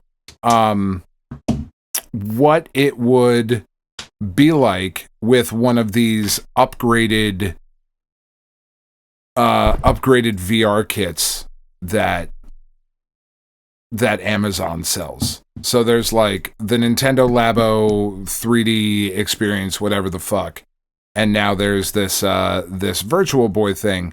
But there are like aftermarket third-party VR headsets compatible with Switch and Switch 2. I wonder what the experience would be like on one of those. Probably better. How much more comfortable would it be? Would it, would that be the better way to do it? I just out of curiosity, because I mean, I'm looking at these things on Amazon, like $35, $40. Certainly cheaper than that fucking the $100 thing. It's insanity. I mean, it's certainly interesting. Let's see, what do we got here? This one is $18.99. Devasso upgraded VR headset for Switch OLED. Doesn't say anything about Switch 2. Yeah. I just wonder, might that be the way? $18.99. That could be fun. Yeah. Maybe that's worth a shot. Yeah. Because like I've played it for the last 2 nights. I've been like, I really want to play through Virtual Boy Wario Land again, and I don't feel like going downstairs and plugging in my wired Xbox controller, because I never figured out how to get my my Raspberry Pi working properly, which is where I have this stuff shmemulated. Right. Or I just want to play 3D Tetris, but I want to play it on the TV, because I think Karen I just want to play 3D the damn Tetris. Game. Yeah, why I just won't you let me? Sit back and play the game with a controller on a TV, and there's no reason not to. I get that the games are designed to work in 3D, but we're not talking, like, I kept getting this argument from various people being like, that's just not good. They shouldn't let you do it. That's not what they were designed for. First off, fuck all the way off. Accessibility, these are the same people who are like, no, there shouldn't be an easy mode. No, fuck off. Not everybody can do what you do. So let people play games the way they want to play games. But also, this is an option. You have the option to play you can fully experience these games in 3D, pretty damn close to the original Virtual Boy, if that's what you want to do. But also, these games aren't built around that. I made this one argument to this guy who was trying to make that argument. These games are unplayable without the 3D, and I'm like, fucking bullshit. They're literally very playable without the 3D. Yeah. I've done it before. And this is the same company that made Metroid Prime, that insisted that Metroid Prime could no, we're not doing dual analog. We have a controller with 2 analog sticks, but no, we are going to do this in this very unique method of control, because we want this to be different, and we're not going to give you the option of playing dual analog. No option. Metroid Other M, Donkey Kong Country Returns on Wii. The classic controller existed. It was a thing that they sold, and they said, "Nope, we are not going to make these games compatible with these. These games absolutely have to be played with a Wii Remote held sideways," which is insane. Donkey Kong Country Returns suffered from it because there weren't enough buttons on a Wii Remote held sideways, so they needed to assign certain movements to gestures, which is not a reliable way to play a game. And Metroid Other M, you're moving a character around in 3D space with a fucking D-pad, which is not what you want. You want an analog stick for that, and you had a controller. You had the nunchuck that came with the system. We could have done Wii Remote nunchuck, but no, absolutely not. We will not let you do that. We want this to be played with a Wii Remote held sideways. That's the whole story. And we're also talking about the same company that had a 3DS and didn't release Virtual Boy games on that, which is arguably the best way to play these games. I'm Nintendo gonna Nintendo, man. I'm dumbfounded that they won't let you play this on TV. Like, look at Metroid Prime Remastered. All of a sudden, that game is playable with dual analog controls, and it's so much better than it was on GameCube. And it was a masterpiece on GameCube. Yeah. But I'll never go back. I tried playing the GameCube version. I was like, this just sucks playing it that way. It's just a weird way of controlling these things. It's just weird. Yeah. So $18.99 for this bullshit headset thing. Like, it's only got 3.4 out of 5 stars. I don't know, man. I want to try it. I really want to give it a try, but not enough to spend money on it, you know? Like, I'm looking at it like, I don't know, but also... but also I kind of want to know. Bought it for my grandson for Christmas. Can't use because you have to buy certain games. My older son that knows just about every game in the system says VR system. Like, yeah, okay. So this guy's an idiot because he bought it for games that aren't compatible. This guy said cheap and it didn't work. I returned it. Didn't meet my expectations. The way it sits in the kids' heads, the weight of the headset caused it to fall off. Okay. Yeah, I don't know. Yeah, I don't know. I have to believe that there is a better way to do it. Well, you know, like I said, there's strap attachments for it exist on they're for the Labo VR, but this is similarly shaped, so I would like to hope that it'll work, and we'll see. If we get them in, I'll try it out because I would love to at least be able to strap it to my head. But really, all I want to do is play it on my TV. But I am sure Ryan cannot wait to have a Virtual Boy strap-on the website. I'm sure he's so excited. For sure. What about you? What have you been up to? Oh, so I've been playing more of David Jaffe's favorite game, Sons of Sparta. I really like it. I really genuinely am enjoying it. The voice acting is a little shit. I don't know why the voice acting is a little shit, because not all of it is bad. But there are a couple characters, and they start talking, it's like, oh, we're about to say Master of Unlocking, aren't we? There's just a couple things that are super weird. But it is... I think a lot of people may be missing the point that this is very much, it's not just a game done in a retro style. There's a lot of it where it's made like it came out a long time ago, like, if that makes sense. It doesn't just look old. It's just there's a different feel to the game. It feels like an older game, which I think is somewhat interesting. I'm having a blast with it. I think it's really fun. The kids are enjoying watching it. Tiff is enjoying watching it. And she fucking hates watching through Metroidvanias or search actions, whatever. So that should speak to its quality. Really what I spent the most time on gaming this week was Jaws, the retro edition.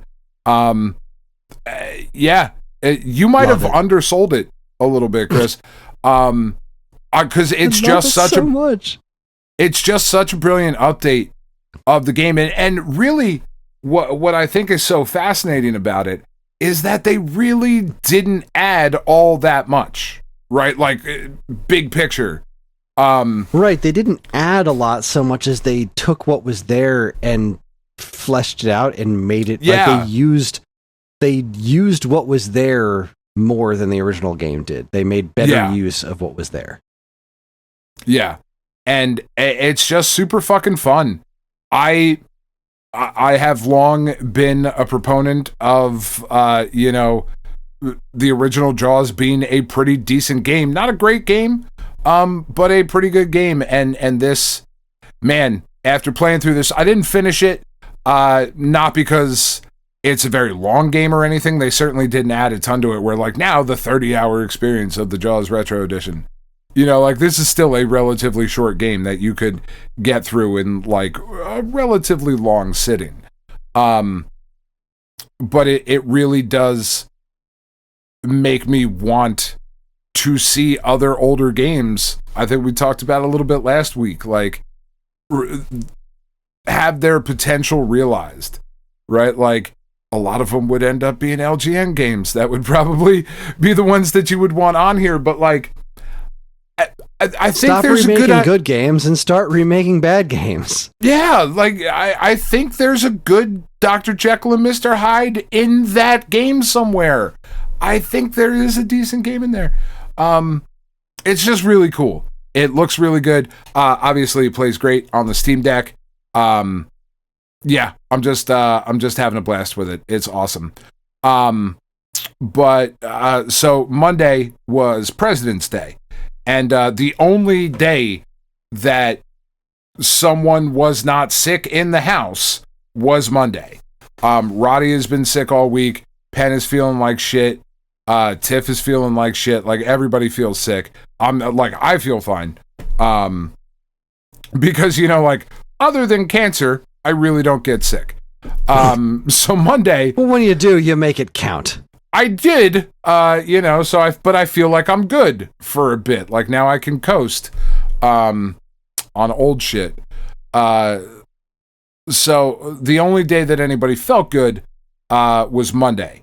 So the kids had off of school for being President's Day, and they had really wanted to go see Iron Lung, the Markiplier movie. So I was like, fuck it. Like, whatever. We'll go catch a matinee of Iron Lung. And so I had never played the game. I'd seen, because they still watch Markiplier videos, and a bunch of other people that they watch on YouTube have been doing Iron Lung playthroughs and whatnot. And Roddy was like, Dad, I found a version of Iron Lung on Roblox. I was like, that sounds like a fucking nightmare. Don't do that. So I was really ultimately unfamiliar with the movie, or with the plot of the game, and going into the movie blind. And I fucking enjoyed the shit out of it. I thought it was really good. I don't think it's going to get Best Actor nominations by any stretch of the imagination, but I had a fucking thoroughly good time with that movie. And the thing that really pissed me off as we were watching that movie is because, like, originally I was just going to drop the kids off. I was like, all right, I'll just drop you guys off. I don't really need to spend movie theater prices to go see this thing that I ultimately I'm not. I don't have a dog in the fight, right? But the movie's rated R, because he says fuck more than twice, and there's a lot of blood. And watching through this movie, what was so funny in the theater, it was me and my two 16-year-olds. And then there was a mom behind me with a group of like 15 to 16-year-olds. And then there was a dad on the other side of the theater with a group of like maybe 16 to 17-year-olds. Like, it was all of the adults were taking their kids to see this movie on President's Day because we all had off. And it did not need to be rated PG, or it did not need to be rated R. It really didn't. Like, and I know I'm probably a little bit more liberal and have, my kids have seen things probably before other kids have and whatnot. But man, like, So like he's in a submarine in an ocean of blood. Sure, that's a lot of blood technically, but like it wasn't gory. It wasn't like super gross. There's one moment towards the end of the film that's a little gross, but like nothing crazy to me. And like this movie got an R rating on the language. And like, are we that ridiculous as people where we're like, oh, then he said bad words. Oh boy, you got to be 18 to be able to go say this movie because the YouTubey guy said fuck a few times. Like, it really pissed me off because I think it limits his movie unfairly. And really made me think we should have something. This isn't groundbreaking, but we should really have something in between 13 and R. You know? Like, I'm not saying a 12-year-old should go see this movie, maybe, but 16, like my kids are, they should have been able to just go see this movie with their friends and have a blast and you know, throw popcorn that they would then clean up before they left because they're not fucking monsters. Yeah. But it was a good time overall. I don't know how interested you are in it. I mean, I imagine not very. Nope. But it was really well done. I was really impressed. It you know, if you would like to know my thoughts on what other movies could do an Iron Lung, you can go over to the StoneAgeGamer.com website. There's a whole article about it. Check out the blog, because I think I made some pretty strong arguments there. And then the last thing I did this week, because, you know, I'm me, I finished Dungeon Crawler Carl Book 5. I finished that on February 17th. I'm keeping track of this shit this year. That was The Butcher's Masquerade. It was fucking insane. I am fully committed to the cult of Carl. It just absolutely fucking love that series. Cannot wait for book 8. It's planned to be a 10-book series. I'm devastated that book 8 is coming out and I will then have to wait for 9 and 10. It's just so fucking brilliant. I think everybody should read it. It's fucking awesome. So I decided though I wanted to take a little bit of a break, and I've had this book for a little while that my Aunt Leslie had given to me because it was relatively well received, and it was you know, supposed to do with video games. And the book's Tomorrow and Tomorrow and Tomorrow by, I believe it's Gabrielle Zevin, and it is. So I started that book on the 17th. I finished it today. So that sounds right. Like I loved the book. Today is the 20th. It's a full book. I read it from the 17th to the 20th, and like you would think that I absolutely adored it. And I quite liked it, but there was a moment in the book that if anybody else has read this book that is listening to me say this, I need somebody to tell me whether or not it's accurate. There's a moment in the back half of the book where we shift narrative and tone so dramatically that I wish somebody would have warned me, because I would have skipped over that section of the book, and I think I would have enjoyed the book more without it, because it was such a dramatic tone switch. Because the whole book is told, you know, like a book and a regular narrative, and then a big thing happens, and I don't want to throw out spoilers, really, but a big thing happens, and the book then switches to a narrative description with the character dialogue of a massively multiplayer online RPG set in the Pioneer West. And like, it's the conversations that characters would have in an MMO is like what you're reading in the book. And I wanted to fucking rip my eyeballs out of my head because I just hated it so fucking much. But I don't know if it's accurate to what it sounds like when you play an MMO. Because I know you don't know this either, Kris. You were not an EverQuest person. You didn't play Final Fantasy XI. I think I played like 10 minutes of Final Fantasy XI, went, nope, this shit ain't for me, and just never went back to them. But it is so jarring. Like, jarring to the point where, with that in the book, I would give this like a 4 out of 10. Taking that out of the book, I probably would have been in like a 7.5 out of 10. Like, I hated it that much. Because it's just that section, and it's so cliched, and it's so tropey, and then it just goes back and totally tone switches. The narrative shifts again. It was crazy. But it's called Tomorrow and Tomorrow and Tomorrow. Yeah, it was weird. I finished the book in 3 days, and I fucking hated that part so much. I'm so angry about it. Because I just read that part today. It's like still fresh in my mind. And I want to flip a desk now that I'm talking about it again. But anyway, I think we talked about it at the beginning of the year. I wanted to read more this year. So here we are on February 20th. I finished my 5th book of the year already. Which is not all that impressive. But considering how much I've read in the last couple of years, I feel pretty good about it. So yeah, that's where I'm at. Yeah. Okay. That's what I got. Well, yeah. I guess that's all you got. That's all I got. Let's go to bed. Let's call it a night. Punching out, Maverick. Yeah, that was fun. It's a good time. There's a lot of week-old news. Yeah. Well, that's it, fellas. That is our show. Join us next time. What? Ladies and gentlemen. Ladies and gentlemen. You fucking exclusionary unspecified. prick. What, fellas is gender neutral, I think. Maybe.